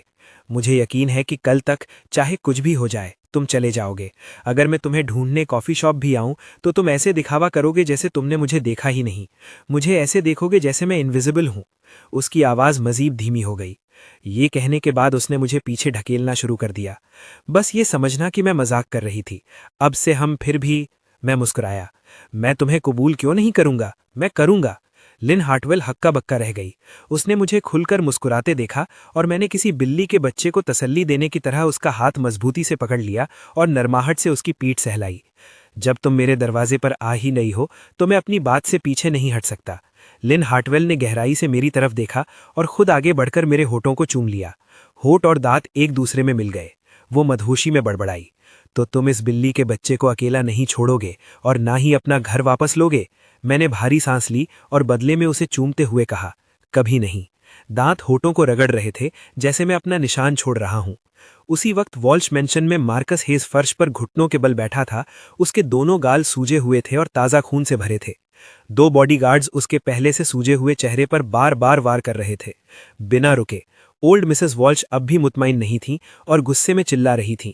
मुझसे धोखा करने की हिम्मत की, हमारे वॉल्श फैमिली को धोखा दिया। सिरीना वॉल्श भारी कदमों के साथ घर के अंदर दाखिल हुई। जैसे ही ओल्ड मिसेस वॉल्श ने उसे देखा, वो फौरन खड़ी हुई और आगे बढ़ी। सिरेना, लिंकन कहाँ है? क्या लिंकन ने तुम्हें माफ कर दिया है? उसने सिर्फ उसका गमगीन चेहरा देखा, सिर हिलाते हुए। हम क्या करें? लिंकन अब मुझसे नफरत करता होगा। ओल्ड मिसेस वॉल्श ने मार्कस हेज को थप्पड़ मारा। तुम्हारी अब भी हमारी वॉल्श फैमिली के खिलाफ साजिश करने की हिम्मत हुई? सिरेना वॉल्श ने ठंडी नजरों से जमीन पर पड़े रोते हुए मार्कस हेज को देखा, पहले की असिस्टेंस कॉल के बारे में सोचते हुए। सीईओ वॉल्श, हमें लिंकन का कोई निशान नहीं मिला, उसने अपनी सारी इन्फॉर्मेशन मिटा दी है। सिरेना वॉल्श गुस्से और नफरत से भरी हुई। कोई इसकी टांगे तोड़ दो मेरे लिए। मार्कस हेज को यकीन नहीं आया, ऊपर देखते हुए। सिरेना, ऐसा मत करो, मैं इसके बाद कैसे जीऊंगा? सिरेना वॉल्श ने सिर्फ उसे नीचे देखा। पुराना लगाव खत्म हो चुका था। क्या तुम्हें एक्टिंग पसंद नहीं? लोगों को धोखा देना पसंद है? सीईओ गू ने कह दिया है, ये प्रोफेशनल कॉन आर्टिस्ट अब हमारे हवाले हैं हैंडल करने के लिए।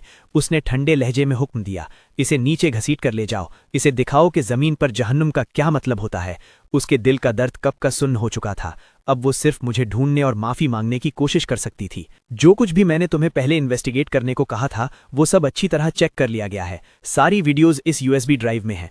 असिस्टेंट ने हाथ आगे बढ़ाया। हथेली में एक यूएसबी ड्राइव ठंडी चमक मार रही थी। सिरेना वॉल्श की उंगलियां कांप रही थीं। धीरे से यूएसबी ड्राइव लेते हुए उसे अपने कंप्यूटर में लगाया। उसके दिल में पहले से ही एक प्रेमोनिशन थी, गौर से सोचते हुए। मैं बुनियादी तौर पर ऐसा इंसान नहीं था जो दूसरों को दुख पहुंचाना बर्दाश्त कर सके, मगर उसे ये सब अपनी आंखों से देखना था। सिर्फ वही उसके लिए सही सजा होती। सिरेना वॉल्श ने अपने बढ़ते हुए पछतावे और गुस्से को दबाया और सब कुछ देखा, एक सेकंड भी मिस नहीं किया। पता चला कि जब वो मार्कस हेज की बाहों में लेटकर उसकी कहानियां सुन रही थी, उसका लवर नीचे वाले कमरे में बुखार में जल रहा था। जिद्दोजहद करते हुए पानी का ग्लास गिरा दिया। हर तरफ खून था। पता चला कि जब वो राइडिंग क्लब में सिर्फ मार्कस हेज का ख्याल रख रही थी, उसका लिंकन वहीं मौजूद देख रहा था।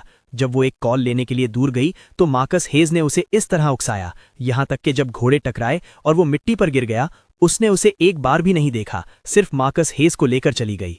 उस लड़के को पीछे छोड़ दिया जिसे कभी उसने अपने दिल में बसाया था, ताकि घोड़े उसे कुचल दें, तकरीबन मरते हुए। पता चला कि पहले वाले सूप में वाकई कोई मसला नहीं था। मार्कस हेज ने खुद अबॉर्शन ड्रग्स मिलाए थे, इस उम्मीद में कि उसका मिसकैरेज हो जाए और मुझे फंसा सके, और उसने फौरन मार्कस हेज की बातों पर यकीन कर लिया। उस नाजायज सजा के लिए लड़के को ब्लिजर्ड में फेंक दिया, उसे एवलांच के नीचे दफन कर दिया। मैंने ये क्या कर दिया? सिरेना वॉल्श ने तकलीफ में अपना सिर पकड़ लिया। लिंकन, मैं तुम्हारे साथ ऐसा कैसे कर सकती थी? तुम्हें खोने का मतलब है सारी खुशियां खो देना। उसके आंसू उसके हाथ की पुश्त पर गिरे। मेरी मदद करो। वॉल्श मैंशन में एक चुभती हुई चीख गूंजी जिसने सिरेना वॉल्श की यादों को रोक दिया। मार्कस हेज, तुम्हें अपने किए का बदला चुकाना होगा। उसने उस गुंदे खून से लथपथ आदमी को देखा, तेवरी चढ़ाते हुए। मार्कस हेज का चेहरा आंसुओं से भरा था, मगर फिर भी वो मायूसी से सिरेना वॉल्श को ऐसे पकड़ने की कोशिश कर रहा था जैसे कोई डूबता हुआ इंसान तिनके का सहारा लेता है। सिरेना, मैं वाकई दोबारा ऐसी हिम्मत नहीं करूंगा। तुम मुझसे प्यार करती हो, प्लीज मुझे छोड़ दो। मैं तुम्हारे और लिंकन के सामने फिर कभी नहीं आऊंगा। सिरेना वॉल्श ने उसका गला जोर से दबाया, गुस्से में तलखी से हंसते हुए। तुमसे प्यार? उसका दिल दुख रहा था। सही बात है, उसके अपने कारनामे लिंकन फोर्ड की नज़रों में क्या वो नहीं थे? यहां तक कि उसका अपना दिल वाकई एक पल के लिए मार्कस हेज की वजह से डरमाडोल हो गया था। मार्कस हेज, शुरुआत में लिंकन के डिवोर्स पेपर्स तुमने धोखे से मुझसे साइन करवाई थे, है ना? मार्कस हेज चीखा। लिंकन फोर्ड ने मुझे तुमसे साइन करवाने में मदद करने को कहा था। उसने मुझे कहा था। पलक झपकते ही उसके साथ खड़े बॉडीगार्ड्स ने उसकी दोनों टांगें जिंदा ही तोड़ दी। मुझे बचाओ, तुम्हारे पेट में मेरा बच्चा है। मार्कस हेज के तसव्वुरात थोड़े डेज थे। उसका चेहरा फीका पड़ गया था, जबकि ओल्ड मिसेस वॉल्श गुस्से में उनके पास खड़ी थीं। कमीने, ऐसे वक्त में भी हार मानने से इनकार कर रहा है। गार्ड्स, इसे पानी में फेंक दो। डॉक्टर, वहीं खड़े रहो और देखो, इस कमीने को मरने मत देना। मार्कस हेज जमीन पर पड़े हुए अचानक जोर से हंसने लगा। Serena Walsh, old Mrs Walsh, अगर तुम लोगों ने मुझे इतना सर पर ना चढ़ाया होता और लिंकन फोर्ड के साथ इतनी ठंडी ना होती तो वो कैसे जाता? अब तुम सब मुझ पर डाल रही हो। वो पागलपन से हंसा। बॉडीगार्ड्स उसे घसीट कर ले गए, पीछे खून के 2 लंबे खौफनाक निशान छोड़ते हुए। सिरेना, क्या लिंकन वाकई वापस नहीं आ रहा? वॉल्श ने उसके हाथ में कुछ दबाया। ठंडी चुभन ने उसे होश में वापस लाया। उसने नीचे देखा। ये वही जेट पेंडेंट था जो मैंने तोड़ा था।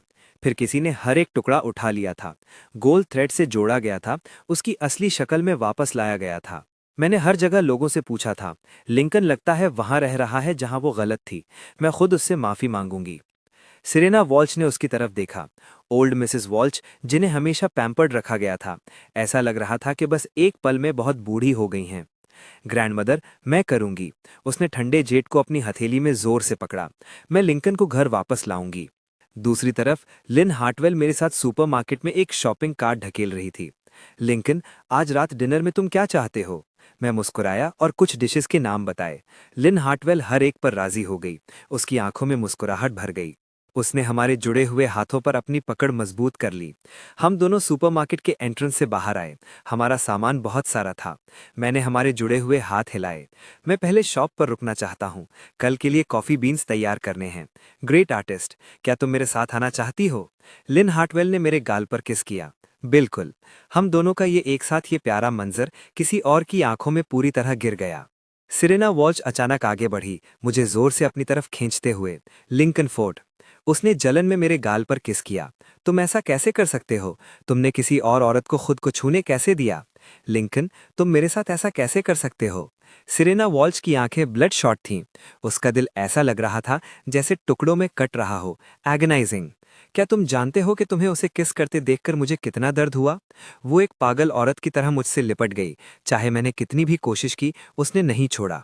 सिरेना वॉल्च ने मेरे लिप्स पर किस किया, जैसे उस निशान को मिटाना चाहती हो जो उस दूसरी औरत ने छोड़ा था। लिंकन, तुम मेरे हो, तुम सिर्फ मेरे हो सकते हो। लिन हार्टवेल आगे बढ़ी। उसे छोड़ो। और सिरेना वॉल्च के चेहरे पर जोर से थप्पड़ मारा। दर्द ने आखिरकार सिरेना वॉल्च को ना चाहते हुए भी मुझे छोड़ने पर मजबूर कर दिया। मैं जल्दी से आज़ाद हो गया। लिन हार्टवेल ने जल्दी से हिफाजत के लिए मुझे अपने पीछे खींच लिया, मेरे हाथ को जोर से पकड़े हुए। सिरेना वॉल्च ने अपने मुंह के कोने से खून साफ किया। उसकी आंखें सुर्ख हो गईं। Lincoln Ford. मैंने जल्दी से अपने कान बंद कर लिए। वो जो कह रही थी उसका एक लफ्ज़ भी नहीं सुनना चाहता था। लिंकन, प्लीज़ ऐसे मत बनो। मैंने पहले ही अबॉर्शन करवा लिया है। मैं अब पूरी तरह क्लीन हूँ। सिरेना वॉल्च ने मेरी रेजिस्टेंस देखी, जैसे कोई तेज तलवार उसके दिल के पार हो गई हो। तुम्हारा मेरे साथ ऐसा सुलूक मुझे मरने का कह रहा है। लिंकन, क्या तुम बस एक बार मेरी तरफ नहीं देख सकते? प्लीज़। उसने अपनी सारी डिग्निटी और सेल्फ रिस्पेक्ट छोड़ दी, खुद को बुरी तरह झुकाकर मुझसे भीख मांगने लगी। मैंने सिर्फ अपनी आंखें बंद कर लीं। लिन हार्टवेल ने मुझे ऐसे देखा और जल्दी से मेरे आगे आ गईं। सिरेना वॉल्च, उसे छोड़ो। लिन हार्टवेल के आमतौर पर जेंटल चेहरे पर कोल्डनेस थी। क्या तुमने उसे काफी हर्ट नहीं किया? तुम्हें किसने हक दिया कि उसे ढूंढते हुए आओ? सिरेना वॉल्च ने उसकी तरफ नहीं देखा, सिर्फ मेरे पीछे खड़े मुझ पर नजर जमाए रही। उसकी आंखें दर्दनाक बिटरनेस से भरी थीं। लिन हार्टवेल ने मजीद कुछ नहीं कहा। उसने मेरा हाथ पकड़ा, एक टैक्सी बुलाई और मुझे कार के अंदर खींच लिया। फिर टैक्सी तेजी से निकल गई, सिर्फ सिरेना वॉल्च को वहां खड़ा छोड़कर। उसने उस सिमत देखा जहां हम गए थे। दिल टूटने का दर्द आसमानों तक पहुंच रहा था। तो जब तुमने मुझे मार्कस हेज को ले जाते हुए देखा था तो इतना दर्द हुआ था। काश मुझे पता होता, मैं कभी मार्कस हेज को वॉल्च हाउस में कदम नहीं रखने देती। लिंकन, क्या तुम ठीक हो? मैंने अपनी आंखें खोली। मैं पहले ही एक नर्म बेड पर लेटा हुआ था। लिन हार्टवेल का चेहरा कंसर्न से भरा था। मुझे जागते हुए देखकर उसने आखिरकार सुकून का सांस लिया। मैंने अपनी आंखें मली। लिन। पानी का एक गर्म ग्लास पहले ही मेरे लिप्स पर लगा दिया गया था। अब इन चीज़ों के बारे में मत सोचो, थोड़ा पानी पियो। मैंने सर हिलाया और ग्लास ले लिया। फैन जल्दी से मेरी हथेली से रगड़ने लगा, जल्दी में म्याऊं करते हुए। लिन हार्टवेल ने नर्म मिली से उसके छोटे सर को छुआ। ये कब से तुम्हारे जागने का इंतजार कर रहा है। फिर उसने मुझे मोहब्बत से देखा। मैंने तुम्हारी पसंदीदा वेजिटेबल कांजी बनाई है। मुझसे वादा करो कि तुम अच्छी तरह रेस्ट करोगे। बिल्कुल, ज्यादा मत सोचना। मैंने उसकी जेंटल आंखों में देखा। मेरा दिल मेरे सीने में धड़क रहा था। मैंने पहले ही शॉप के लिए डिलीवरी पर्सन से राब्ता कर लिया है। जब तुम कांजी खत्म कर लोगे, मैं साफ सफाई करने जाऊंगी। तुम रेस्ट करना, ठीक है? उसने मेरे लिप्स पर किस किया। काफी देर तक वहीं रही, फिर ना चाहते हुए भी कांजी लेने के लिए छोड़ा। लिन हार्टवेल मुस्कुराई और नीचे जाने के लिए मुड़ी। लिंकन, मेरी तरफ देखो। सेरेना वॉल्च मेरे पीछे खड़ी थी। उसका लहजा शिकायत से भरा था। मैंने बस खुद ही शॉप खोली, उसे ऐसे ट्रीट किया जैसे वो इनविजिबल हो। लिंकन, मेरी बात सुनो। सेरेना वॉल्च ने पीछा नहीं छोड़ा, मेरे पीछे शॉप में चली आई। मुझे महारत से मशीन ऑन करते और पोर्टर फिल्टर धोते हुए देखती रही। वो वहीं जम गई। वो यादें जिन्हें उसने नज़रअंदाज कर दिया था अचानक सामने आ गईं। मैं किसी दिन एक सुकून भरी केयर फ्री जिंदगी जीना चाहता हूँ। लड़का और वो सितारों भरे आसमान के नीचे कंधे से कंधा मिलाकर बैठे थे। लिंकन, तुम जैसी भी जिंदगी जीना चाहो, मैं तुम्हारे साथ रहूंगी। लड़की की आवाज़ अभी भी इम्मेच्योर थी। वो उनके हाई स्कूल के दिन थे। सेरेना, तुम नहीं समझोगी। लड़का बस मुस्कुराया, लेकिन लड़की परेशान थी। मैं क्यों नहीं समझूंगी? लड़का बोलने से पहले हिचकिचाया। सेरेना, तुम यकीनन किसी दिन वॉल्श एयर बनोगी। तुम्हें पूरे खानदान की जिम्मेदारी और बिजनेस का प्रेशर उठाना होगा। तुम प्रेशर से बच नहीं पाओगी। तुम उससे शादी करोगी जो तुम्हारे लिए सबसे ज़्यादा फायदेमंद हो। तुम्हारे बहुत से बच्चे होंगे और उन्हें काबिल एयर्स बनाने के लिए परवान चढ़ाओगी। लेकिन मैं ऐसे नहीं जीना चाहता। मैं एक छोटी सी कॉफ़ी शॉप खोलना चाहता हूँ और किसी रोमांटिक शख्स के साथ आज़ाद ज़िंदगी गुजारना चाहता हूँ। लड़की ने फ़ौरन मेरा हाथ थाम लिया। लिंकन, मैं ऐसी नहीं बनूंगी। मैं सिर्फ तुमसे शादी करना चाहती हूँ। लड़का बस मुस्कुराया, लेकिन उसकी तरफ नहीं देखा। बाद में लड़का भी आहिस्ता आहिस्ता उसकी मोहब्बत में गिरफ्तार हो गया। उसके लिए अपनी जिंदगी का तरीका बदल दिया। एक मिसाली होम मेकर बन गया। लड़की भी लड़के के ख्वाब और वो सितारों भरा आसमान भूल गई। सेरेना वॉल्श अचानक रोने लगी। आंसू मेरे हाथ की पुष्ट पर गिर रहे थे। मैंने बोलने से पहले अनकंफर्टेबली हरकत की। सेरेना वॉल्श, हमारा अब डिवोर्स हो चुका है। हमारा अब एक दूसरे से कोई लेना देना नहीं है। मेरी आवाज़ फ्लैट थी, जैसे मुझे सच में अब उसकी परवाह ना हो। लिंकन, मुझे माफ़ कर दो। अब मैं सब जानती हूँ। मार्कस हेस को मुझसे बदला लेने के लिए प्लांट किया गया था। उसने जानबूझकर मुझसे राब्ता किया, मुझे ड्रग दिया, तुम्हारे खिलाफ सारे झूठे इल्ज़ामात। अब मैं सब जानती हूँ। मैंने अपनी आईब्रो उठाई। उसे किसने प्लांट किया था? सेरेना वॉल्श ने फौरन वजाहत की। बिजनेस में मेरा एक बहुत बड़ा दुश्मन। मार्कस हेज असल में उसका केप्ट लवर था। सालों तक बिना किसी कानूनी स्टेटस के उसके साथ रहा। एक अमीर औरत ने उसे छोड़ दिया, इसलिए उसने मुझे ड्रग दिया। लिंकन, ग्रैंडमदर और मैंने उसे पहले ही सजा दे दी है। उसका अब हमसे कोई लेना देना नहीं होगा। मैं मजाकिया अंदाज में हंसा। सीईओ वॉल्श, प्लीज़ मेरी शॉप से चली जाएं। ये जगह आप जैसी डिस्टिंग्विश शख्सियत के लिए नहीं है। सेरेना वॉल्श के चेहरे पर दुख दिखा। अगर गुजरी हुई गलतियों का अजाला नहीं हो सकता तो मैं तुम्हें वापस जीत लूंगी। हमें अब माजी की ज़रूरत नहीं है। क्या हमारा कोई फ्यूचर नहीं हो सकता? मैंने गुस्से में कहा।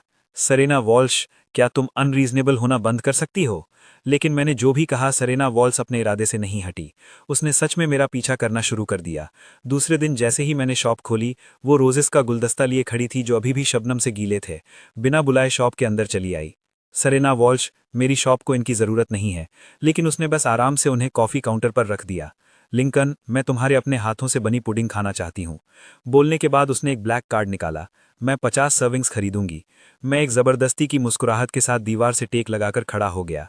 बिक गई। तीसरे दिन सेरेना वॉल्श ने रोजेज नहीं भेजे। इसके बजाय वो लोगों की एक पूरी टीम ले आई जो कार्डबोर्ड बॉक्सेस उठाए शॉप में आ रहे थे।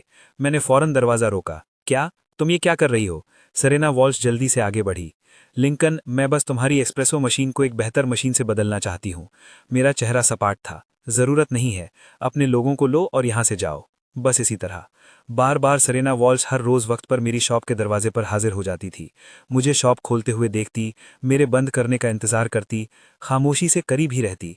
आखिरकार मुझसे और बर्दाश्त नहीं हुआ। जब सारे कस्टमर्स चले गए, मैंने उसे शॉप के अंदर खींचा। मेरा चेहरा गुस्से से भरा था। सेरेना वॉल्श, क्या तुम चाइल्डिश हो? अभी भी ये जुवेनाइल गेम्स खेल रही हो? सेरेना वॉल्श ने बिना किसी एतराज़ के मेरे गुस्से को देखा, सिर्फ एक हल्की मुस्कुराहट दिखाई। उसे ऐसा देखकर मुझे और भी गुस्सा आया। सेरेना वॉल्श, हमारा अब डिवोर्स हो चुका है। मुझे हैरस करना बंद करो। अगर तुमने ये जारी रखा तो मैं ये शॉप खुली नहीं रख पाऊंगा। सेरेना वॉल्श वहां सर झुकाए खड़ी रही, जैसे कोई स्टूडेंट जिसे डांटा जा रहा हो। लिंकन, मुझे नहीं पता कि किसी का पीछा कैसे करते हैं। मुझे बस यही करना आता है। मैंने पहले भी तुम्हें ऐसे ही परस्यू किया था। मैं जम गया। सेरेना वॉल्श सच में नहीं जानती थी कि किसी को कैसे परस्यू करते हैं। वो सिर्फ अनाड़ीपन से पॉजेसिवनेस दिखाना जानती थी। अपने वॉल्श एयर के स्टेटस का इस्तेमाल करके दूसरों को मेरे करीब आने से रोकती थी। शुरू में मैं भी इसकी अनाड़ी मोहब्बत से मुतासिर हुआ था, ये सोचकर कि वो मेरे साथ हमेशा ऐसी ही रहेगी। किसने सोचा था कि ऐसा कोई शख्स मुझे दुख भी दे सकता है? मैं सर्द लहजे में हंसा। सेरेना वॉल्श, तुम्हें ये करने की ज़रूरत नहीं है। मैंने बिल्कुल साफ कह दिया है। हम दोबारा कभी साथ नहीं हो सकते। लिन और मैं जल्द ही शादी करने वाले हैं। प्लीज़ अब हमें हैरस करने मत आना। सेरेना वॉल्श को ऐसा महसूस हुआ जैसे वो बर्फ़ के गड्ढे में गिर गई हो। उसके ऑर्गन्स एक एक करके जम रहे थे, फिर पूरी तरह टूट रहे थे। शादी? तुम शादी कर रहे हो? वो आगे बढ़ी और मेरी रिस्ट को ऐसे जकड़ लिया जैसे मुझे कुचल देना चाहती हो। मैंने दर्द में अपने दांत पीसे। हाँ, हम शादी कर रहे हैं। हमारी जिंदगी में मुदाखलत करना बंद करो। उसने अचानक मेरी गर्दन पकड़ी और मुझे दीवाना वार किस किया। नहीं, मैं तुम्हें ऐसा नहीं करने दूंगा। मैंने उसे पीछे धक्का दिया। सेरेना वॉल्श, तुम पागल हो चुकी हो। उसने सुर्ख आंखों से मेरी तरफ देखा। पागल? जिस पल से मैंने तुम्हें खोया है, मैं पागल हो गई हूं। सेरेना वॉल्श ने मेरी गर्दन पर काट लिया। माजी, सब मेरी गलती थी। 1000 बार, 10,000 बार मुझे तुम्हारे लिए बनी मोहब्बत किसी और को नहीं देनी चाहिए थी। लिंकन, मुझे एक मौका दो, मैं फिर कभी ऐसा नहीं करूंगी, मैं सिर्फ तुम्हारे लिए ही मुखलिस रहूंगी। सेरीना वॉल्श, आखिरी दम तक वफादार। लिन, मैं चिल्लाया, मेरी आवाज कांप रही थी। लिन हार्टवेल ने सेरीना वॉल्श को थप्पड़ मारा और मुझे अपने पीछे छुपा लिया। लिंकन, देखो मत, पीछे मत मुड़ना, जल्दी घर जाओ। क्या तुम बाकी सब मुझ पर छोड़ सकते हो? उसने अपनी कार की चाबियां मेरे हाथ में थमा दी। जल्दी जाओ, मैं जानती हूं तुम एक मर्द हो, एक औरत पर हाथ उठाना मुनासिब नहीं है। मैंने सर हिलाया और बाहर की तरफ भागा। लिन हार्टवेल ने तब तक इंतजार किया जब तक उसने मेरी कार स्टार्ट होने की आवाज नहीं सुन ली। फिर वो सेरीना वॉल्श की तरफ मुड़ी। वो बहुत कम ऐसा सर्द रवैया दिखाती थी। उसकी आंखें गुस्से से भरी थीं। सेरीना वॉल्श, उसे परेशान करना बंद करो, तुम्हारी इस परेशानी से सिर्फ उसे तकलीफ होती है। क्या तुम जानती हो उसे अब भी अक्सर डरावने ख्वाब आते हैं? पागल घोड़ों के उसकी पसलियां कुचलने के ख्वाब, तुम्हारे उसे बर्फीले पहाड़ पर छोड़ने के ख्वाब जहां वो एवलाश में दफन होने वाला था। सेरीना वॉल्श अपनी जगह जम गई। उसका गुस्सा फौरन खत्म हो गया। मुझे माफ कर दो। माफी मांगने के अलावा उसे समझ नहीं आ रहा था कि वो और क्या कहे।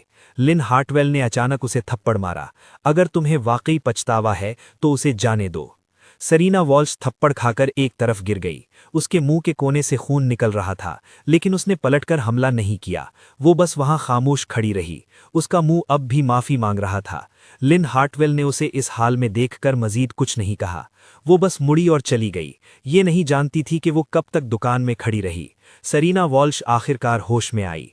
जब वो अगले दिन वापस आई, उसने दरवाजे पर एक बोर्ड लगा देखा, shop for sale. Serena Walsh ने काफी देर तक देखा, फिर एक कदम उठाया, मुड़ी और चली गई। जैसे ही ओल्ड मिसेस वॉल्श ने ये खबर सुनी कि सेरीना वॉल्श घर आ रही है, वो पहले से ही सोफा पर बैठी इंतजार कर रही थी।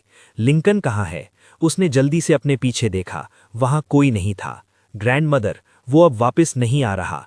सेरीना वॉल्श के चेहरे का जख्म अभी तक भरा नहीं था।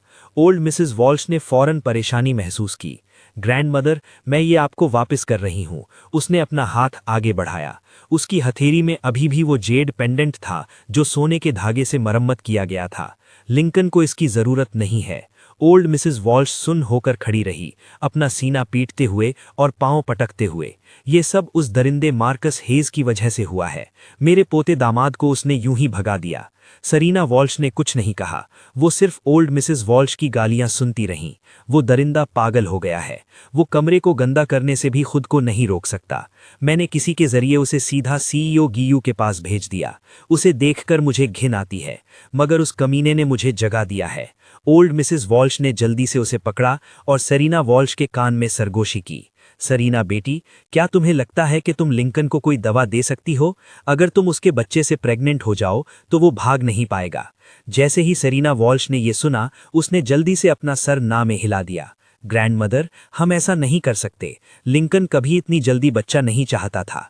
इससे पहले कि वो अपनी बात खत्म करती, ओल्ड मिसेस वॉल्श गुस्से में आ चुकी थीं। सेरीना, तो फिर और क्या रास्ता है?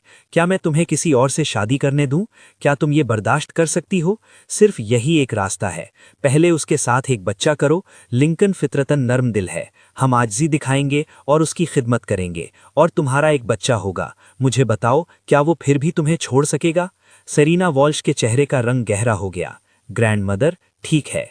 जैसे ही ओल्ड मिसेस वॉल्श ने सुना, उन्होंने फौरन अपना सीना थपथपाया।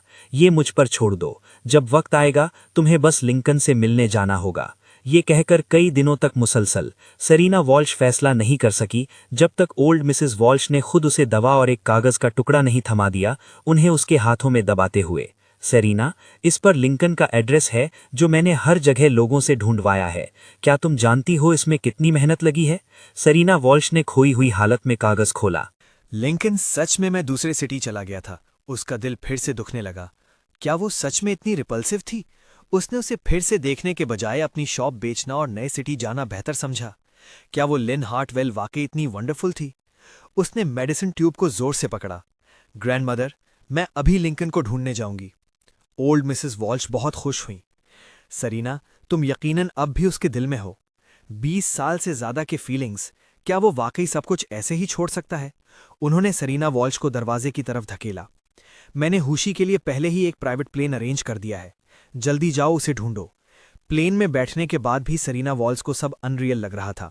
उसने अपने हाथ में पकड़ी मेडिसिन ट्यूब को नीचे देखा। दिल में अब भी हेजिटेशन थी। उसने अपनी आंखें बंद की और मेडिसिन ट्यूब अपने बैग में रख दी। सरीना वॉल्स धीरे से बोली, मैं इसे एक आखिरी गुड बाय समझूंगी। प्लेन स्मूथली लैंड हो गया।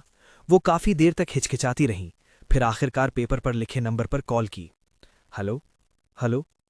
स्पीकर से एक मर्दाना आवाज आई, अब भी वैसे ही वार्म, जिससे उसके दिल की धड़कन तेज हो गई। हेलो, क्या कोई वहां नहीं है? सरीना वॉल्श ने फोन को और जोर से पकड़ा और आखिरकार दूसरी तरफ मुझसे कहा, लिंकन, मैं भूशी में हूं, प्लीज मुझे एक आखिरी मौका दो, मुझे तुम्हें गुड बाय कहने दो, ओके? मैं एक एलिगेंट मिचलिन रेस्टोरेंट में बैठा था। टेबल पर मौजूद फ्रेंच क्विजीन को देख रहा था, जो कभी मेरी फेवरेट हुआ करती थी, लेकिन अब उसमें कोई अपील नहीं रही थी। सरीना वॉल्श ने ध्यान से मुझे देखा और धीरे से बोली, लिंकन, क्या तुम्हें यह पसंद नहीं आया? क्या हमें रेस्टोरेंट बदल लेना चाहिए? मैंने सरीना वॉल्स की तरफ सर्द नजरों से देखा। कोई जरूरत नहीं है, अगर तुम्हें कुछ कहना है तो कह दो, इसके बाद हमारा क्लीन ब्रेक हो जाएगा, फिर कभी एक दूसरे से नहीं मिलेंगे। Clean break? सरीना वॉल्श का दिल उन अल्फाज से छल्ली हो गया। उसकी आंखें लाल हो गईं, गला रोना रोकने की वजह से भर गया। लिंकन, क्या तुम वाकई हमारे 20 साल का साथ अब और नहीं चाहते? मैं सर्द लहजे में हंसा। सरीना वॉल्श, अब हमारे दरमियान बात करने को बचा ही क्या है? मैंने पहले ही तुम्हारे 3 लोगों के फैमिली के लिए जगह छोड़ दी है। सरीना वॉल्श का चेहरा पछतावे से भरा था। लिंकन, ऐसा मत कहो, मैंने पहले ही अबॉर्शन करवा लिया है। चलो हम अपना खुद का बच्चा पैदा करते हैं। उसने घबराहट और मायूसी से मेरी तरफ देखा। मेरे चेहरे पर किसी भी बची खुची फीलिंग्स को ढूंढ रही थी, लेकिन मैंने सिर्फ उसे सर्दी से देखा और एक अल्टीमेटम दिया। सरीना वॉल्श, अगर कुछ कहना है तो जल्दी कहो, मुझे काम है। सरीना वॉल्स मुझे इस तरह देखकर इतनी तकलीफ में थी कि बोल नहीं पा रही थी। उसने हिम्मत जमा की और पूछने में कामयाब हुई, तुम क्या करने का प्लान कर रहे हो? मेरे चेहरे पर अनॉयंस थी। इससे तुम्हारा क्या लेना देना? अगर ये सिर्फ फजूल बातें हैं तो इसे जारी रखने की कोई जरूरत नहीं है। इसके साथ ही मैं सीधा खड़ा हो गया और जाने के लिए अपनी चेहर पीछे की। सरीना वॉल्श ने फौरन मेरा रास्ता रोका और घबरा कर कहा, लिंकन, प्लीज मुझे बताओ, मुझे जानने दो कि मुझसे ज्यादा इंपॉर्टेंट और क्या हो सकता है। मैंने सर्दी से कहा, हर चीज तुमसे ज्यादा इंपॉर्टेंट है, लेकिन अगर तुम जानना ही चाहती हो तो मैं तुम्हें बता सकता हूं। अपनी वाइफ को वेडिंग रिंग्स दिलवाने के लिए सिटी ले जा रहा हूं। सरीना वॉल्श ने फिर से पूछा। उसकी आंखें ब्लड शॉट थीं। लिंकन, मुझसे झूठ मत बोलो। अगर तुम मुझसे ये बातें कह रहे हो तो बेहतर है कि मैं मर जाऊं। सरीना वॉल्श के हाथ ने अनजाने में मेरा हाथ पकड़ा। मायूसी से कोई रास्ता ढूंढ रही थी। मैंने त्योरी चढ़ाई, सरीना वॉल्श, मेरा हाथ छोड़ो। तुम ही थी जिसने कहा था कि तुम गुड बाय कहना चाहती हो। मुझे ये मत कहना कि तुमने कोई भी रैंडम एक्सक्यूज बनाया था। मुझे तुम पर फिर से ट्रस्ट नहीं करना चाहिए था। सरीना वॉल्श, तुमने अब तक मुझसे कितनी बार झूठ बोला है? मैं गिनती भूल गया हूं। जब से तुम प्रेग्नेंट हुई हो तुम मुझसे मुसलसल झूठ बोल रही हो। मैं बस जाना चाहता हूं। सरीना वॉल्श, मुझे जाने देने का मतलब है खुद को भी आज़ाद करना। हमारे दरमियान अब कोई पॉसिबिलिटी नहीं बची। मेरी अपनी लाइफ होगी और तुम्हारी अपनी। क्या हम डिग्निटी के साथ अलग नहीं हो सकते? हालांकि सरीना वॉल्श के दिमाग का आखिरी धागा काफी पहले टूट चुका था। वो मेरे बगैर जिंदगी का तसव्वुर ही नहीं कर सकती थी। लिंकन, तुम्हारे बगैर मैं फंडामेंटली जिंदा नहीं रह सकती। प्लीज मेरे पास वापस आ जाओ, ओके? मैंने उसका हाथ झटक दिया। सरीना वॉल्श, क्या तुमने इस बारे में सोचा है? शुरू में तुमसे शादी करना ही मेरे लिए कॉम्प्रोमाइज था। मैं सिर्फ एक फ्री कंफर्टेबल लाइफ जीना चाहता था। तुम्हारे लिए मैंने सब कुछ छोड़ दिया। एक समझदार ड्यूटीफुल हाउस हस्बैंड बनने का मास्क पहन लिया। और तुम्हारे बारे में क्या? न सिर्फ तुमने मुझे नहीं समझा, बल्कि तुम्हारा किसी और मर्द से बच्चा था। बिना कुछ सोचे तुमने मुझसे ये सब एंड्योर करने की उम्मीद रखी, यहां तक कि मुझसे ये कहने की हिम्मत की कि तुम्हारी अपनी स्ट्रगल्स थीं। तुम्हारी क्या स्ट्रगल्स थीं? बातों से प्यासा लगते हुए मैंने टेबल पर रखा हुआ बिना छुआ पानी का ग्लास उठाया और सारा पी गया। लिंकन, वो मत पीना। सरीना वॉल्श की आंखें फटी रह गईं जब उसने मुझे पानी खत्म करते देखा। उसकी उंगली हवा में ही जमी रह गई, बिल्कुल बेहरकत। मैंने ग्लास की तरफ शक से देखा। क्या इस पानी में कुछ मसला है? जल्दी लिंकन, गाड़ी में बैठो, मैं तुम्हें हॉस्पिटल ले जाऊंगी। उसे अब किसी चीज की परवाह नहीं थी। बोलने के बाद वो मुझे खींचते हुए रेस्टोरेंट से बाहर ले गई। मैंने उसका हाथ झटकने की कोशिश की। तुम क्या कर रही हो? लेकिन मुझे सिर्फ अपने जिस्म में अचानक एक अनजान गर्मी होती हुई महसूस हुई। सरीना वॉल्श ने जल्दी से मुझे गाड़ी में धक्का दिया। क्या हो रहा है? मैं पिछली सीट पर लेट गया। बंद गाड़ी एक ठंडी खुशबू से भर गई जो अब एक शदीद स्टिमुलेंट में बदलती हुई लग रही थी। बेइख्तियार आवाजें निकलने लगी। सरीना वॉल्श का दिल पछतावे से भर गया। वो जल्दी आ गई थी, किसी जुनून में उसने पानी में ड्रग डाल दी थी। इस पल पुरानी मिसेस वॉल्श के अल्फाज उसके कानों में फिर से गूंजने लगे और ऐसा लगा जैसे मैंने अपना होश खो दिया हो। सिर्फ उसके करीब जाता रहा बिना रुके। उसने अपने दांत पीसे। लिंकन, क्या तुम जानते हो मैं कौन हूं? मेरे बिखरे हुए कपड़े देखकर वो अब उबलते हुए जज्बात को दबा नहीं पा रही थी। क्या तुम जानते हो तुम्हें किसी और औरत के साथ देखकर मेरा दिल टूट गया था। बहुत दर्द होता है। उसने नरमी से मेरे गले के कोने को चूमा। उसके कंधे मेरी उंगलियों के दरमियान से गुजर रहे थे। क्या उसने तुम्हें यहां चूमा था? क्या उसे पता है तुम्हें सबसे ज्यादा कहां चूमना पसंद है? उनके दरमियान की हवा को मजीद गर्म करते हुए मैंने अपना होंठ चबाया। मैं सरीना वॉल्श हूं। मेरे होंठों को चूमते हुए फिर एक नशेली सरगोशी में पूछा, मैं कौन हूं?